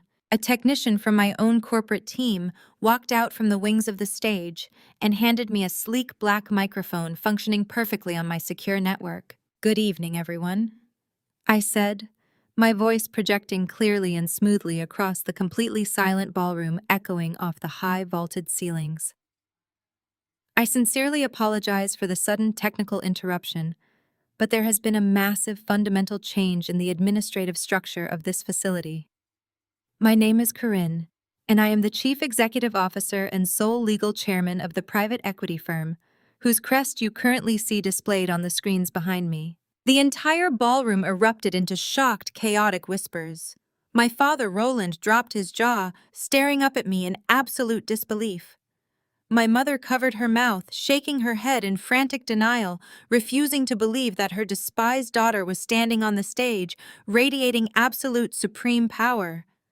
I raised my free hand, and the room instantly quieted down, eager to hear every single devastating word I was about to speak. "The man standing next to me who just asked you to invest your life savings into a fake family legacy fund is not a successful hospitality executive," I continued, my voice completely devoid of any mercy. "He is a desperate, fraudulent criminal who has been systematically embezzling funds from the maintenance and operational budgets of this very hotel for the past 18 months. The Oakwood Hospitality Group was actively drowning in millions of dollars of unauthorized commercial debt because of his severe mismanagement. To avoid federal seizure and complete bankruptcy, the previous ownership group was forced to sell this entire resort chain 48 hours ago. I signed the acquisition papers myself. I am the sole legal owner of this property, and every single person working here now reports directly to me. Trevor completely lost his mind, his polished white collar facade shattering into a million pathetic pieces. He backed away from the podium, his face twisted into a mask of pure, unhinged panic. "This is a lie," he screamed, pointing a shaking finger at me, his voice cracking wildly without a working microphone. "She is lying to you. She is a sick, delusional woman trying to ruin my event. Someone call security. Get her off this stage right now." He frantically waved his arms at the line of security guards stationed around the perimeter of the ballroom. "Guards, remove this woman immediately." Trevor shouted desperately, trying to cling to the ghost of his former authority. "I am the general manager, and I demand that you arrest her for trespassing. Drag her out of here. Throw her out into the street where she belongs." Marcus, my towering global head of security, stepped out from the shadows near the stage stairs. He walked calmly up to the platform, his massive frame imposing total submission on the room. The local resort guards remained frozen in their places, completely unwilling to move against their new supreme commander. Marcus stopped a few feet away from Trevor, crossing his thick, muscular arms over his tailored black suit. He looked down at the pathetic, trembling man with absolute cold professional disgust. "We do not take orders from you anymore, Trevor," Marcus announced, his deep voice carrying easily across the silent, shocked ballroom without needing a microphone. "We only take orders from Chairman Corinne." The absolute finality of Marcus' words hit the room like a physical shockwave. My mother, Cecilia, let out a loud, piercing wail, collapsing back into her chair.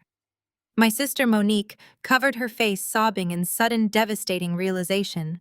Their perfectly constructed high society illusion had just been violently incinerated in front of the most powerful people in Atlanta. Trevor backed away until he hit the massive LED screen, totally trapped like a rat in a cage.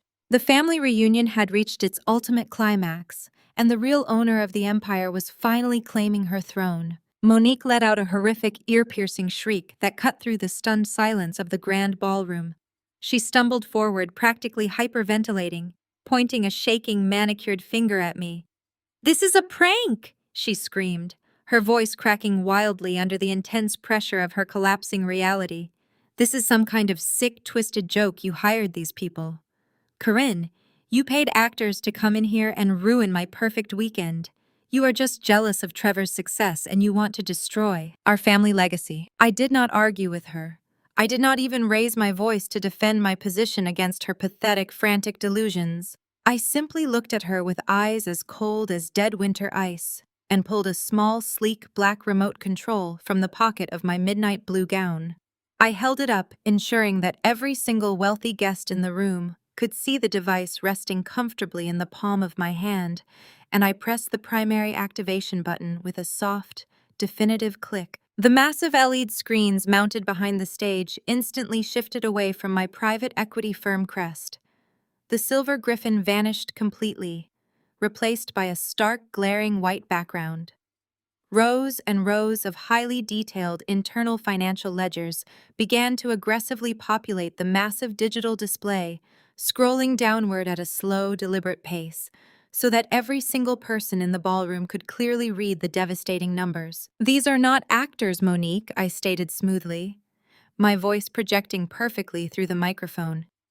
"These are the unredacted offshore banking logs that your brilliant, highly successful husband has been desperately trying to hide behind his corporate firewall for the past 18 months. The crowd of elite high society guests gasped in unison, leaning forward in their chairs to stare at the towering screens. The LED display clearly showed massive six-figure wire transfers originating directly from the Oakwood Resort, maintenance and operational funds. The digital paper trail was absolutely flawless, completely indisputable. "Trevor has been systematically bleeding this resort completely dry," I continued, looking directly at the pale, terrified faces of my extended relatives. "He created fake renovation invoices, authorized massive unauthorized commercial loans, and funneled millions of dollars into heavily encrypted offshore shell accounts, registered entirely under his own name. The Oakwood estate was mere days away from a catastrophic federal audit and total bankruptcy because your golden white knight is nothing but a cheap, pathetic white-collar thief. Trevor backed away from the screen, his face contorted in sheer absolute panic. He looked wildly around the room, desperately searching for any possible avenue of escape. But Marcus and the elite corporate security detail had already sealed every single exit to the ballroom. The trap had firmly, completely snapped shut. But that is not even the most devastating part of his pathetic little scheme, I said, my voice dropping an octave, the cold, lethal edge causing a new wave of tense silence to ripple across the room. I turned away from the massive screens and locked my gaze directly onto my parents, Roland and Cecilia, who were sitting frozen in the front row. "Mom, Dad," I said softly, the cruel irony of the familial titles tasting bitter in my mouth. "You spent my entire life worshiping this man because he wore a nice suit and spoke with a polished Wall Street accent. You treated him like a savior while you threw your own flesh and blood out into the cold streets. You completely trusted his financial pedigree, letting him handle your most private investments." Cecilia began to shake violently, her hands clutching the edges of the white linen tablecloth. Roland stared at me, his eyes wide with rising, terrifying suspicion. "Your precious white-collar son-in-law did not just rob this hotel," I announced clearly, making sure the microphone captured every single devastating syllable. "He used his corporate credentials to convince you to remortgage your fully paid-off home. He manipulated you into transferring your entire $2 million retirement fund into what he claimed was an exclusive private wealth portfolio." My mother let out a small, choked gasp, covering her mouth with her trembling hands. My father stood up from his chair, his face draining of all its color. "What are you saying, Corinne?" Roland demanded, his voice weak and raspy. "I am saying that there is no private wealth portfolio, Dad," I stated coldly, my eyes completely empty of any mercy. "Trevor transferred every single penny of your life savings directly into a high-stakes illegal gambling syndicate based out of Macau, China. He used your retirement funds to quietly patch the bleeding holes in his corporate embezzlement scheme, hoping to buy himself enough time to flee the country before the federal auditors noticed he financially slaughtered you to save his own pathetic skin." The absolute gravity of my words hit the room like a physical shockwave. My aunts and uncles stared at Roland and Cecilia in pure, unadulterated horror. Monique grabbed Trevor's arm, screaming at him to tell me I was lying to defend their perfect, wealthy reputation. But Trevor just kept backing away, his eyes glued to the floor, entirely unable to speak a single word in his defense. Roland collapsed back into his chair, reaching frantically into his suit jacket pocket to pull out his smartphone. His hands were shaking so violently, he nearly dropped the device onto the floor. Cecilia grabbed her own diamond-encrusted phone from her designer handbag, completely ignoring the wealthy church friends who were staring at her in shock. "Check your accounts," I whispered smoothly, turning my back on them to face the massive crowd of stunned guests. "Check them right now and see the beautiful legacy your golden son-in-law has built for you." The ballroom was so utterly quiet, I could hear the frantic tapping of my parents' fingers against their glass screens. My father logged into his banking application, first his eyes frantically scanning the digital readout. My mother logged into her secondary investment portal, holding her breath in desperate, frantic prayer. A loud, agonizing wail suddenly erupted from the front table, piercing the tense, heavy silence like a physical blade. My mother threw her phone violently across the table, shattering the screen against a crystal water goblet. "It is gone!" she screamed, her voice tearing wildly at the edges. "All of it. It is all completely gone." My father just sat there completely paralyzed, staring blankly at his phone screen, his face a mask of absolute ruined despair, the digital readout on his primary retirement account. The account he had spent 40 years building, the account he had proudly shown off to his country club friends, displayed exactly $0 and 0 cents. They were completely, utterly destitute, stripped of every single asset they owned by the very man they had worshipped above their own daughter. The absolute reality of their financial destruction finally registered in the room, breaking the heavy, paralyzed silence into a million jagged pieces. My father, Roland, dropped his face into his hands, letting out a loud, agonizing groan of pure defeat. My mother, Cecilia, was hyperventilating, her chest heaving as she stared at the empty zeros on her glowing screen. They had absolutely nothing left to their names, their entire life. Savings evaporated into the toxic ether of a Macau gambling syndicate. But before they could even process the magnitude of Trevor's betrayal, the fragile illusion of the perfect high society marriage completely shattered right in front of the entire elite crowd. Trevor realized that he was entirely cornered. The massive federal trap had snapped shut, and there was absolutely no escape for him. His polished Wall Street demeanor vanished completely, leaving behind a pathetic, desperate rat, looking for anyone else to throw onto the sinking ship. He spun around to face Monique, who was still crying and clutching her designer purse. He pointed a shaking finger directly at his wife's face, his eyes wide with frantic, manic desperation, trying to save his own skin by destroying hers. "Do not look at me like that," Trevor screamed, his voice echoing harshly across the shocked ballroom, the veins in his neck bulging wildly. "You did this, Monique. This is entirely your fault. You are the exact reason we are in this massive financial crater. You and your pathetic, desperate need to impress these shallow country club people." Monique gasped, dropping her expensive clutch onto the floor, her tear-streaked face twisting in absolute confusion and horror. "What are you talking about?" she shrieked, backing away from him, her expensive heels stumbling on the stage. "I did not steal anything. You told me you were a financial genius. You told me the money was from your massive corporate bonuses. You said you were making millions on Wall Street." "Bonuses?"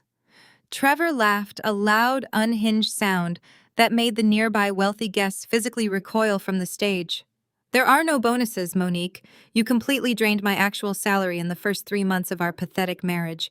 You demanded the imported luxury cars, you demanded the exclusive country club memberships, and you absolutely insisted on buying a new $30,000 Hermes bag every single time your shallow little church friends bought a new pair of shoes. You were bleeding me totally dry, and you threatened to divorce me and ruin my reputation if I did not maintain your ridiculous high society fantasy." The elite guests in the ballroom began whispering frantically among themselves, pulling out their phones to record the spectacular, absolute meltdown of the resort's general manager and his glamorous fake wife Monique, turned a sickly shade of pale gray, looking around at the wealthy socialites she had spent her entire life desperately trying to impress. She could literally see their judgment and their disgust radiating toward her, peeling away the fake gold paint she had slathered over her entire, miserable existence. "You are a liar!" Monique yelled, crying hysterically, trying to salvage whatever tiny shred of dignity she had left, waving her hands wildly in the air. "You are just trying to blame me for your disgusting criminal behavior. I never told you to steal from my parents' retirement funds. You took their money because you are a sick, degenerate gambler." "I had to steal it," Trevor roared, stepping aggressively toward her, getting right up in her face. "I had to take their pathetic little savings to cover the massive holes you tore in my accounts. Your mother and father handed me their money blindly because they were just as obsessed with appearances as you are. They practically begged me to take their money so they could brag to their friends about their elite white son-in-law handling their portfolio. You are all sickeningly obsessed with status, and I had to rob this hotel blind just to pay off the massive, crushing credit card debt you accumulated playing dress-up for Instagram." The absolute truth of his words hit the room heavily, stripping away the last remaining layers of their fake perfect life. Trevor was aggressively exposing every single dirty little secret they had hidden behind their manicured lawns and designer clothes. He told the entire crowd of hundreds of people that their massive suburban mansion was heavily mortgaged, that their luxury vehicles were leased and 3 months behind on payments, and that Monique's entire flawless existence was nothing but a completely hollow, desperate lie, funded entirely by stolen corporate operational budgets. and her own parents' liquidated retirement accounts. Monique could not handle the extreme public humiliation of having her fake wealth completely exposed to the exact people she worshipped. The sheer embarrassment and the crushing realization that her entire life was a fraudulent joke finally pushed her over the absolute edge. She let out a furious guttural scream that sounded almost feral, a raw primal sound of pure, unadulterated rage. She lunged forward, raising her hand and slapped Trevor squarely across his face with all the strength she could muster. The force of the blow was fueled by absolute panic and complete devastation. The loud, sharp crack of her hand hitting his cheek echoed violently through the grand ballroom. The crowd let out a collective shocked gasp. Several women in the front row stepped backward, covering their mouths in sheer horror. Trevor stumbled to the side, his hand flying up to his reddening cheek. He looked at his wife with pure venom, the last shred of his fake high society composure entirely incinerated by her physical strike. He was no longer pretending to be the polished executive. He was just a desperate criminal lashing out at the person standing closest to him. "You ungrateful, pathetic parasite," Trevor snarled, lunging back toward her. He did not hit her, but he grabbed her roughly by the shoulders, shaking her slightly, making her expensive jewelry clatter. "You are absolutely nothing without me. You are just a desperate social climbing gold digger trying to buy your way into elite circles. You are going to federal prison right alongside me, Monique. You signed the offshore dummy corporation tax documents. You happily spent the stolen money. You are just as guilty as I am. And I will make absolutely sure the federal prosecutors know exactly how much you loved spending the cash I stole to buy your precious designer garbage." "Get your filthy hands off me!" Monique shrieked, fighting against his grip and shoving him aggressively backward in front of the entire paralyzed room, hitting his chest with her closed fists. "I will divorce you. I will tell the judge. You manipulated me. I will make sure you rot in a tiny concrete cell for the rest of your miserable, pathetic life. You ruined my family. You ruined my reputation. You took everything from me. You promised me a life of luxury, and you turned me into a common criminal." They continued to viciously scream and tear at each other, right there on the illuminated stage, violently ripping apart their toxic sham of a marriage for hundreds of wealthy onlookers.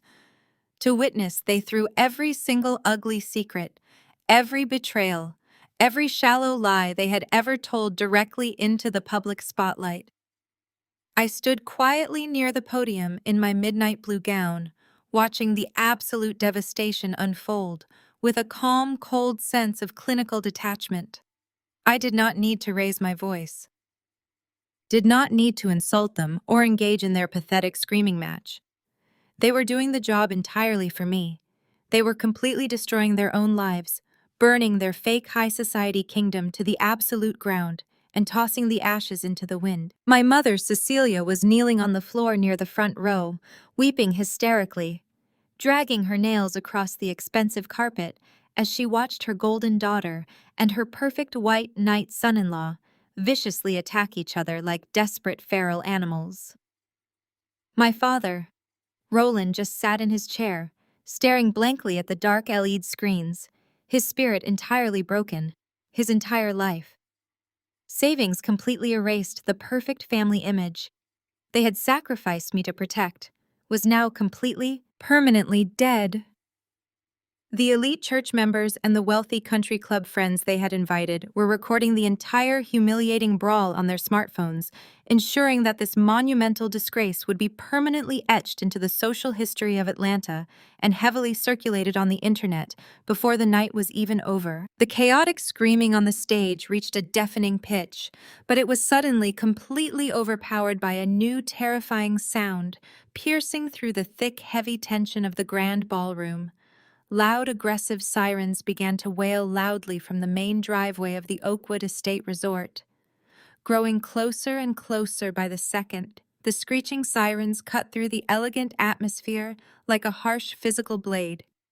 Bright, flashing red and blue lights began to bounce off the massive floor-to-ceiling windows of the ballroom, casting frantic, sweeping colors across the shocked faces of the wealthy guests, illuminating the absolute total ruin of the evening. Trevor froze instantly, Dropping his hands from Monique's shoulders, his head snapped toward the large glass windows, his eyes wide with sheer unadulterated panic.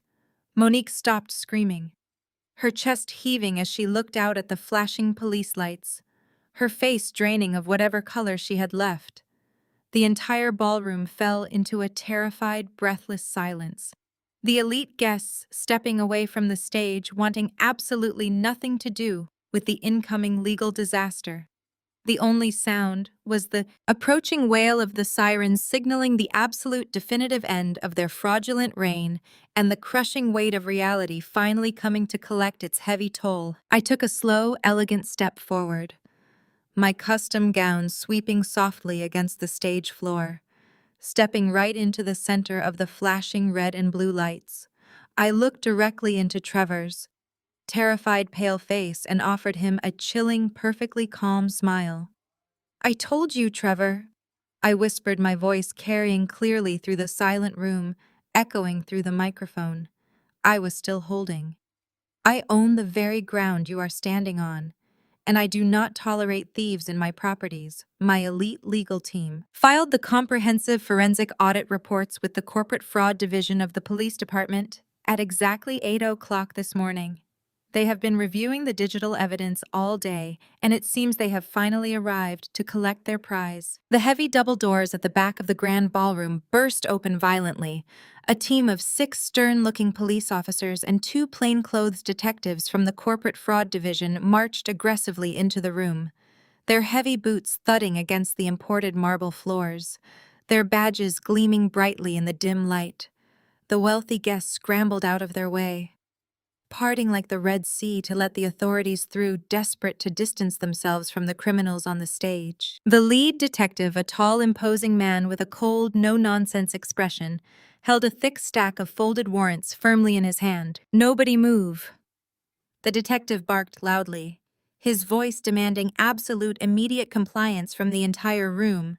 He marched straight down the center aisle, heading directly for the main stage. Marcus, my global head of security, stepped aside respectfully, allowing the law enforcement officers to access the platform. The detective walked up the stairs, his heavy footsteps sounding like the ticking of a doomsday clock, and stopped directly in front of the trembling, sweating general manager. "Trevor Stevenson," the detective announced, pulling a pair of heavy steel handcuffs from his tactical belt, the metallic clinking sound completely shattering. Trevor's fragile ego. "You are under arrest for massive corporate fraud, grand larceny, and criminal embezzlement. We have warrants to seize all your personal electronic devices and freeze all domestic banking accounts associated with your name. You have the right to remain silent. Anything you say can and will be used against you in a court of law. And trust me, you are going to need a very good lawyer." Trevor let out a pathetic, high-pitched whimper, holding his hands up in a desperate, weak gesture of surrender, his knees actually buckling slightly under the weight of his collapsing reality. "Please," he begged, his voice cracking wildly as the detective roughly grabbed his arms and twisted them behind his back, pulling the heavy steel cuffs tight around his wrists. "Please, there has been a mistake. The money was an authorized operational transfer. I am the general manager. I have the clearance, you have to." "Listen to me, she set me up, she hacked my accounts, she is crazy. Save it for the judge." "Mr. Stevenson," the detective said coldly, giving him zero sympathy, locking the cuffs with a loud, definitive snap. "You can explain the $3 million deficit and the offshore gambling transfers to the federal prosecutor. Let us go." The other officers moved in, flanking Trevor and preparing to drag him out of the luxurious ballroom he had just tried to use to steal even more money from his unsuspecting victims. They grabbed his arms firmly, completely ignoring his pathetic, sobbing pleas for mercy. I stood perfectly still, watching the magnificent, beautiful downfall of the man my parents had chosen over me. The heavy, flashing red and blue lights illuminated the utter destruction of their perfect high society facade, lighting up the tears running down my mother's ruined face.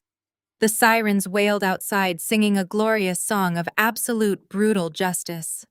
The House of Cards had not just collapsed, it had been completely, utterly eradicated, leaving nothing behind but the cold, hard truth that I was the only one left standing. The heavy steel doors of the grand ballroom swung wide open as the police officers forcefully dragged Trevor out into the main lobby. His expensive white tuxedo jacket was completely ruined, bunched up around his shoulders as he struggled against the tight handcuffs. He was crying openly now, loud, pathetic sobbing noises echoing down the long marble corridor, begging anyone to listen to him. But the wealthy elite guests in the ballroom completely turned their backs on him. They parted like the Red Sea, refusing to make eye contact with a man who was now officially a federal criminal. Monique stood frozen on the stage, her designer makeup completely washed away by her frantic tears. She watched the heavy doors slam shut behind her husband, completely severing her from the lavish fake lifestyle she had aggressively flaunted for the past 18 months. She slowly looked down at her shaking hands, realizing with crushing absolute clarity that she had absolutely nothing left. The expensive jewelry she was wearing, the luxury car parked in the valet lot, the suburban mansion she lived in. Everything was funded by stolen money, and everything was about to be seized by the authorities. Her perfect high society existence was entirely eradicated, leaving her standing on a stage as a completely broke, humiliated fraud. My father, Roland, remained slumped in his chair, his eyes blank and completely devoid of life. The $2 million retirement fund he had spent 40 years building was completely gone, gambled away in Macau by the very white-collar son-in-law he had worshipped. He was a ruined, destitute man who would now be forced to live entirely on meager Social Security checks, and he knew that every single person in this ballroom had just witnessed his ultimate humiliating destruction. The wealthy church members and country club friends he had desperately tried to impress were currently whispering, frantically pointing at him with sheer absolute disgust. They would never invite him to another golf tournament or charity gala. He was officially a social pariah, a pathetic old fool who had handed his entire life savings to a criminal because he was too obsessed with appearances to see the truth. The heavy silence in the ballroom was suddenly broken by a loud, desperate scraping sound. My mother, Cecilia, pushed herself up from the floor, her expensive designer morning dress completely ruined by the spilled wine and the dusty carpet. She stumbled forward, her legs shaking violently, unable to support the massive, crushing weight of her new destitute reality.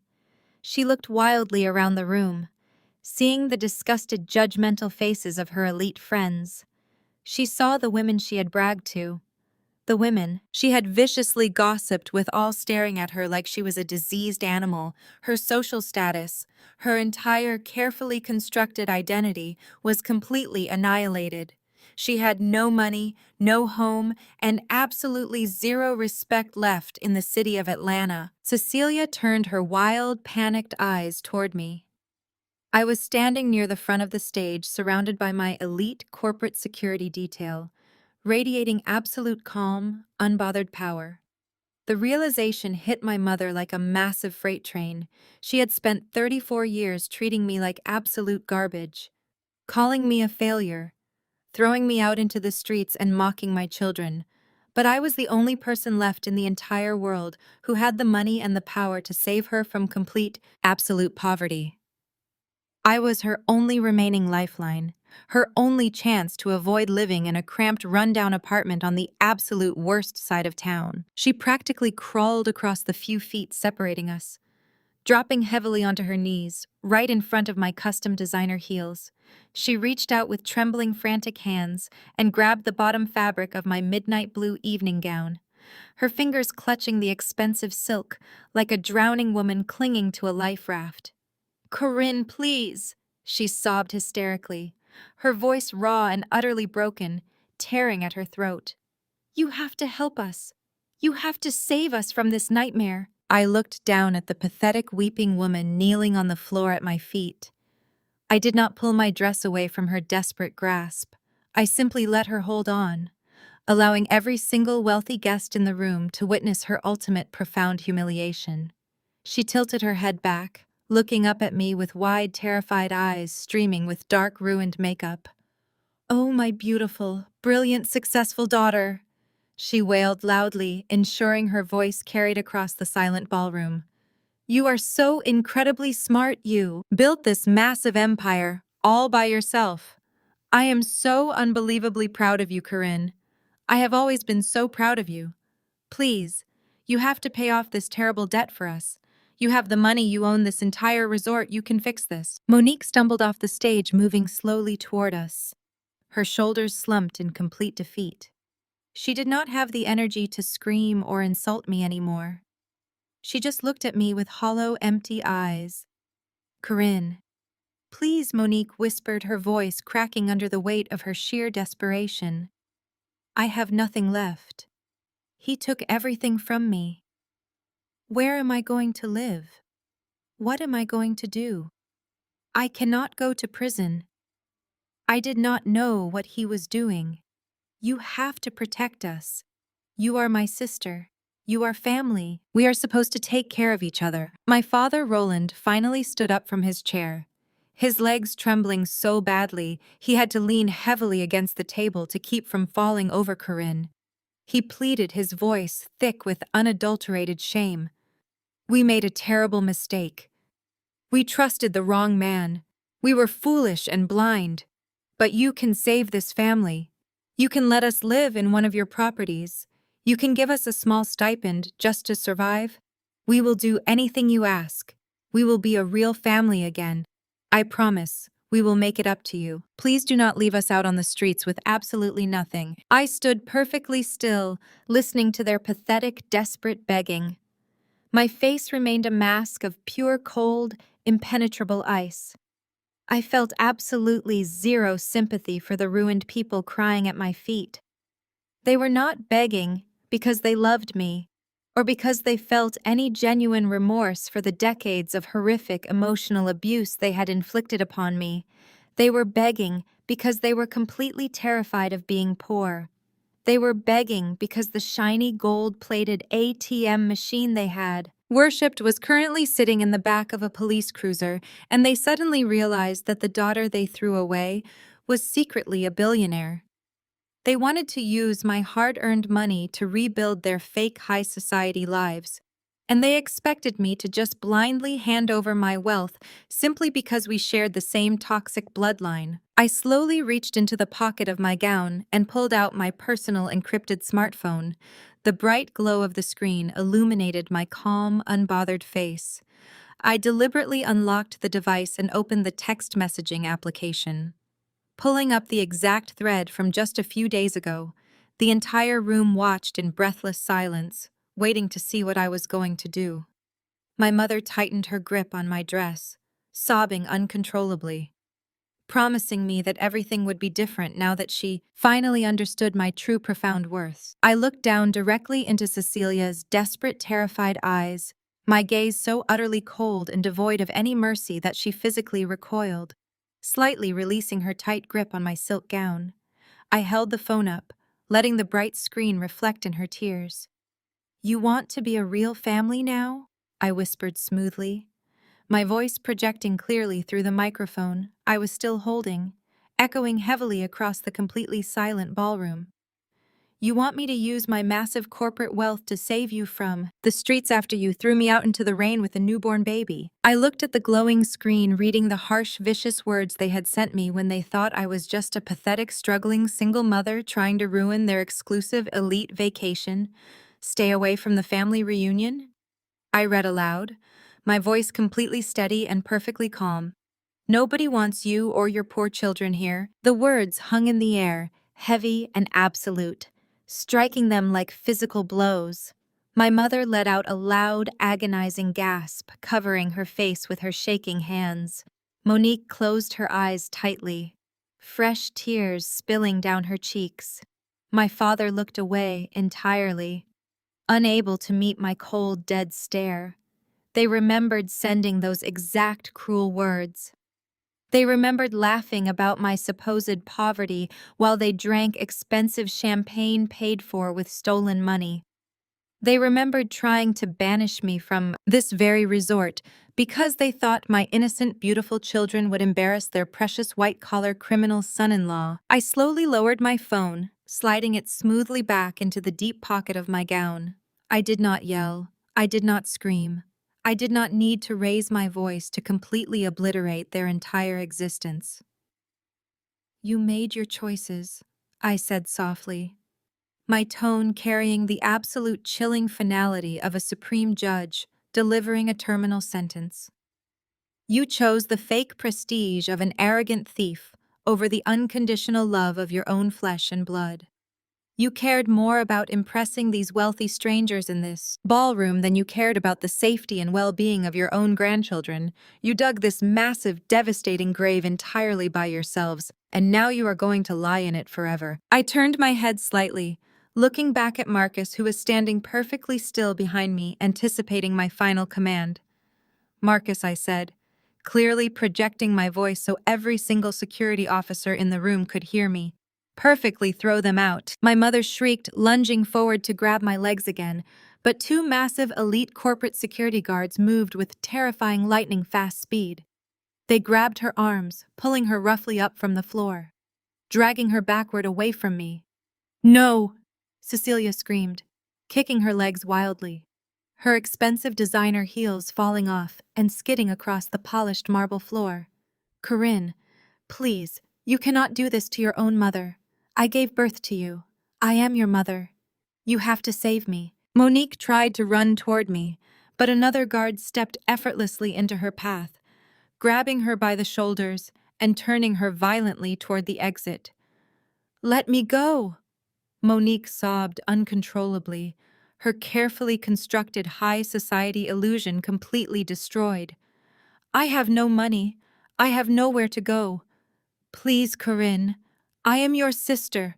Do not throw me out into the street. Two more guards approached my father, Roland grabbing him firmly by the arms. He did not fight them. He did not scream or beg. He simply let his head hang down in total absolute shame, allowing the security team to drag his broken, ruined body toward the heavy wooden doors of the grand ballroom. Wait, I announced, my voice cutting through the chaotic screaming of my mother and sister. The security guards immediately stopped moving, holding the three struggling, desperate people firmly in place. I walked slowly toward them, stopping just a few feet away from my hysterical mother.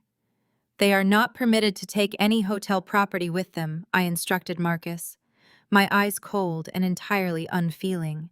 Search their suites, confiscate their luggage, their clothing, and any items purchased using stolen corporate funds. They leave this resort with absolutely nothing but the clothes on their backs. My mother let out a horrific wailing sound. The absolute peak of her high society destruction, she realized I was taking everything she was going to be thrown out into the cold. Atlanta night, wearing a ruined, stained dress with no phone, no purse, no money, and no home.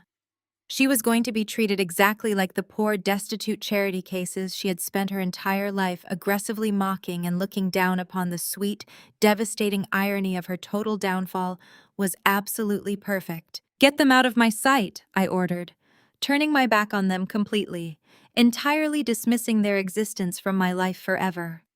The heavy oak doors swung open and the security guards forcefully dragged my screaming, sobbing mother, my hysterical, ruined sister, and my broken, silent father out of the grand ballroom, throwing them out into the dark, cold night where they absolutely belonged. The heavy doors slammed shut behind them with a loud, definitive thud echoing with supreme finality across the room. The toxic, deeply infected branch of my family tree was completely, permanently severed, and I was the only one left standing inside the pristine, beautiful empire I had built with my own two hands. The ballroom remained completely paralyzed in a state of absolute shocked silence. For several long minutes after the heavy doors closed, no one dared to speak. No one dared to move a single muscle. The wealthy elite guests, the prominent politicians, and the deeply judgmental church members just stood there, staring at the empty space where my family had just been violently dragged away. They had just witnessed the most brutal, absolute dismantling of a high society family in the history of Atlanta. They had seen the curtain pulled back on the fake, glamorous illusion, revealing the rotting, toxic decay underneath. And they knew without a shadow of a doubt that the woman standing on the stage was a terrifying, brilliant force of nature who possessed absolute supreme power. I slowly walked back up the carpeted stairs to the main stage, my custom midnight blue gown trailing elegantly behind me. I picked up the black microphone from the glass podium and looked out at the sea of terrified, wealthy faces. They were looking at me with a profound, undeniable sense of deep respect mixed with pure survival instinct. They knew I owned the very building they were standing in, and they knew I had the power and the ruthless capability to destroy anyone who crossed me. "I sincerely apologize for the dramatic interruption to your evening," I announced smoothly, my voice perfectly calm and completely unbothered. "The previous management team has been permanently terminated, and the Oakwood Hospitality Group is officially under new executive ownership. Please continue to enjoy the complimentary champagne and the exquisite catering.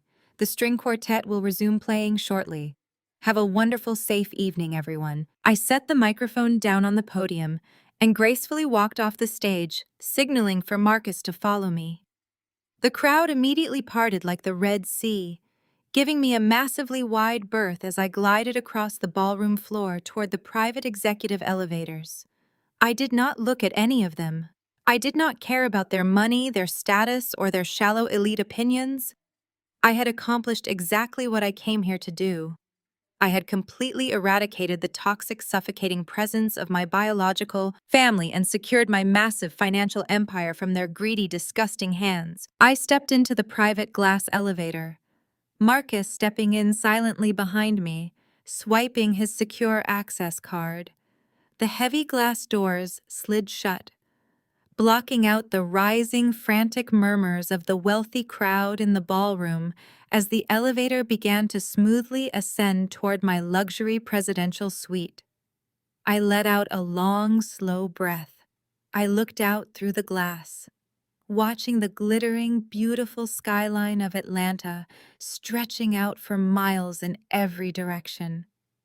The city lights sparkled brightly against the dark night sky, a vast, sprawling kingdom of endless, incredible opportunities. For the first time in 34 years, my chest felt completely light and entirely free. The dark, heavy shadow of my mother's constant, conditional approval was gone. The toxic, frustrating weight of my sister's bitter jealousy was completely erased.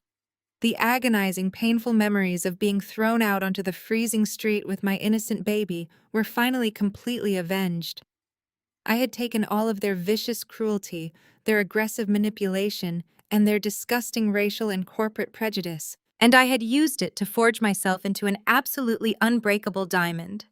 I was a private equity billionaire, a supreme corporate chairman, and the fiercely protective mother of two brilliant, beautiful children who would never, ever have to experience the cold, toxic rejection of the people who were supposed to love them the most. The elevator chimed softly, reaching the top floor of the massive resort.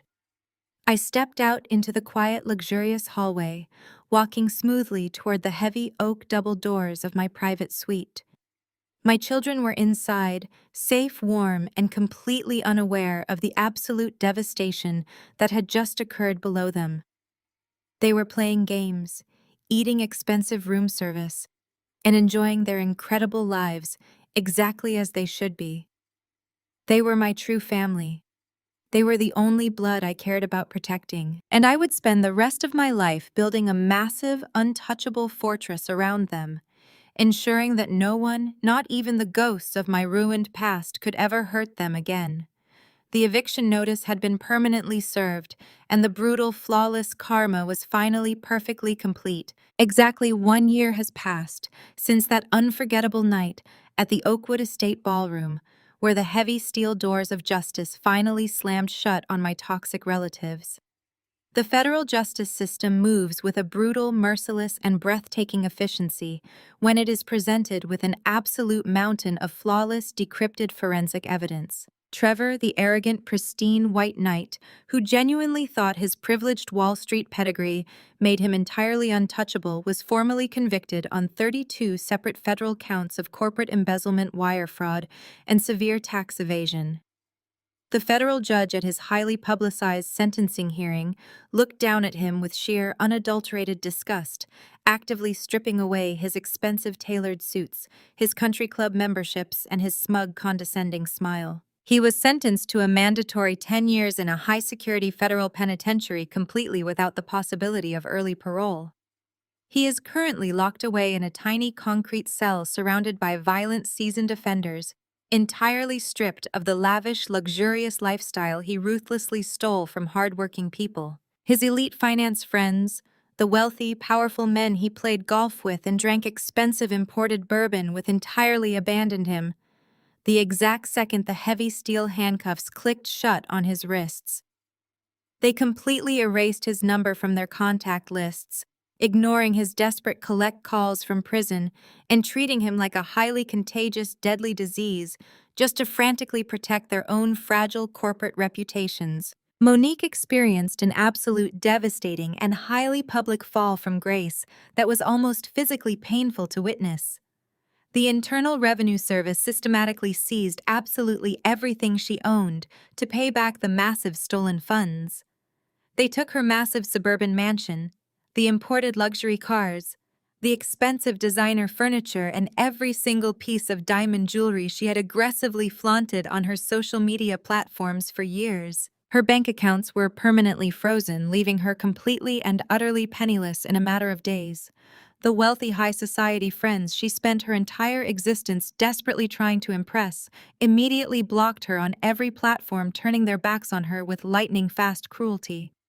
She was forcefully evicted and had to move out of her prestigious gated neighborhood and into a dangerous rundown part of the city she used to openly, brutally mock. She currently works 40 hours a week, standing behind the cash register at a massive discount retail store, wearing a cheap, scratchy polyester uniform, and folding clearance rack clothing for minimum wage just to survive. Occasionally, the wealthy women from her former elite country club stroll into the store looking for cheap holiday decorations or party supplies, and Monique is forced to swallow her completely shattered pride, scan their items, and politely hand them their printed receipts while they look at her with thinly veiled pity and sheer absolute disgust. My parents, Roland and Cecilia, suffered the most profound and deeply humiliating destruction of all. The bank formally foreclosed on their sprawling, beautiful home, auctioning it off to the highest bidder because their entire $2 million retirement fund had been completely vaporized in the illegal Macau gambling syndicate. They lost absolutely everything they had spent 40 grueling years building. They were violently evicted by the county sheriff and forced to rent a cramped, damp two-bedroom apartment on a fixed, meager Social Security income. The elite church community that Cecilia had dedicated her entire life to manipulating completely cast her out. The wealthy pastors refused to take her desperate phone calls, and the high society prayer groups promptly deleted her from their prestigious mailing lists. They became total social pariahs, living as complete ghosts in the very city they used to proudly, aggressively rule.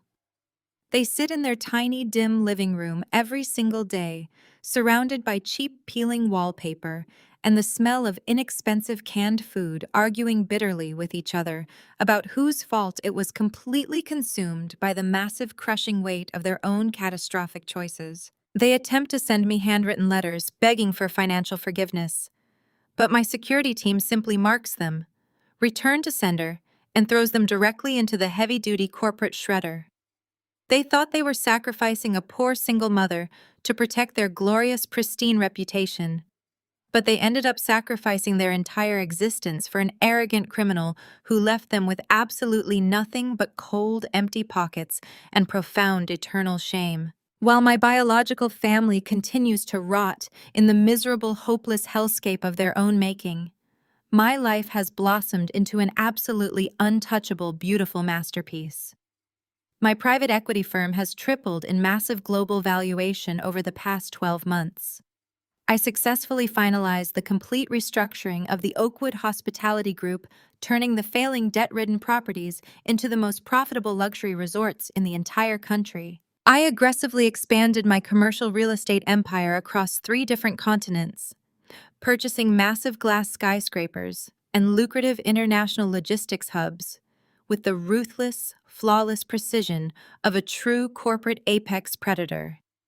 I sit in my gorgeous sunlit penthouse office every single morning, looking out over the sprawling Atlanta skyline, knowing that absolutely no one can ever take this immense power away from me. I built this massive, unshakable kingdom entirely with my own two hands, rising from the dark ashes of their vicious, cruel rejection to become an unstoppable financial force of nature. I took a significant portion of the profits and opened a massive multi-million-dollar scholarship fund specifically designed for young, brilliant African-American women trying to break into the elite world of corporate finance and private equity. I am ensuring that the next generation of women will have the impenetrable financial backing they need, so they never have to beg for a seat at a table that was built to exclude them. My two beautiful children are absolutely thriving, entirely shielded from the toxic, suffocating poison of the people who happen to share our DNA. They attend the most elite, prestigious private academies in the state, receiving a world-class, rigorous education that completely challenges their brilliant young minds. My 12-year-old son is the top-ranked student in his advanced mathematics and classical literature courses, playing the cello with incredible, breathtaking grace and speaking 3 languages fluently.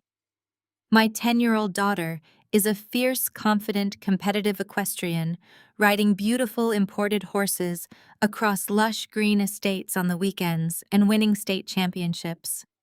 They are surrounded by absolute unconditional love, unwavering daily support, and profound emotional safety.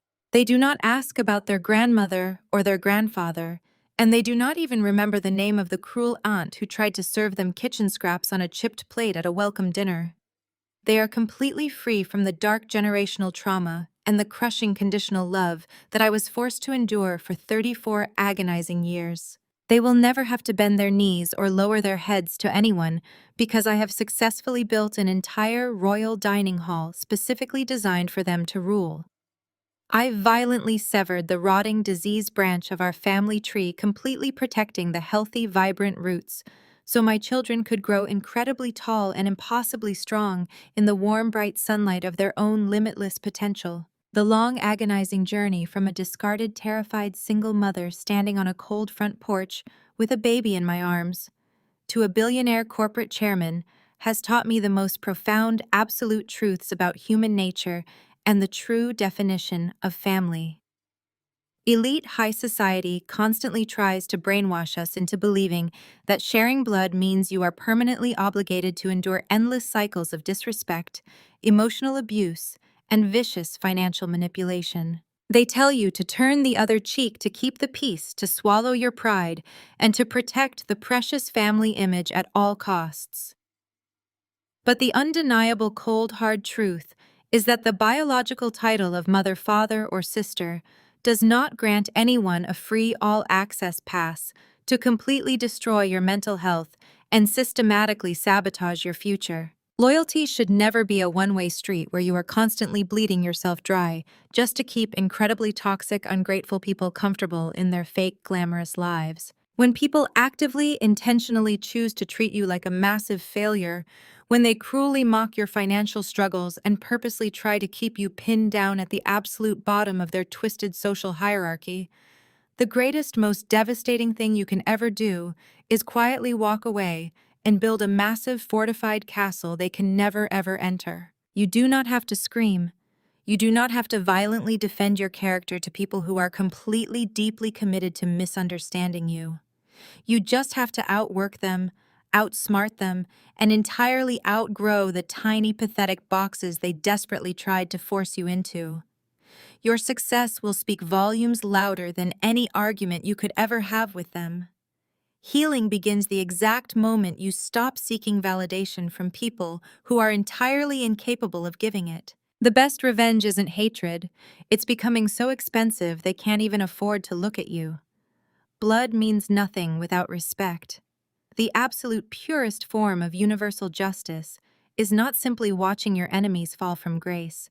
It is watching yourself rise so incredibly high into the stratosphere that their harsh, toxic voices can no longer even reach your ears. I took every single piece of their bitter, calculated cruelty, and I used it as highly combustible fuel to power a massive, unstoppable engine of ultimate financial and emotional freedom. I reclaimed my absolute power by refusing to ever let their small-minded prejudice dictate my monumental worth. I proved that a Black single mother can not only survive the crushing weight of familial betrayal, but can absolutely conquer the corporate world and by the very ground her enemies walk on. Have you ever had to cut off toxic family to protect your peace? Share your story in the comments below. Let this story be your ultimate daily reminder that you are entirely capable of rewriting your own destiny and that you never ever have to settle for the pathetic scraps thrown at you by people who are deeply intimidated by your true unlimited potential. You do not need their permission to be incredibly successful. You are remarkably strong. You are immensely worthy and you are absolutely, completely unbreakable. Don't forget to like and subscribe to join our rapidly growing community of powerful, resilient survivors who refuse to let their past define their incredibly bright futures. Thank you for walking this incredible, victorious journey with me, and always remember to vigorously, fiercely protect your peace no matter what it takes.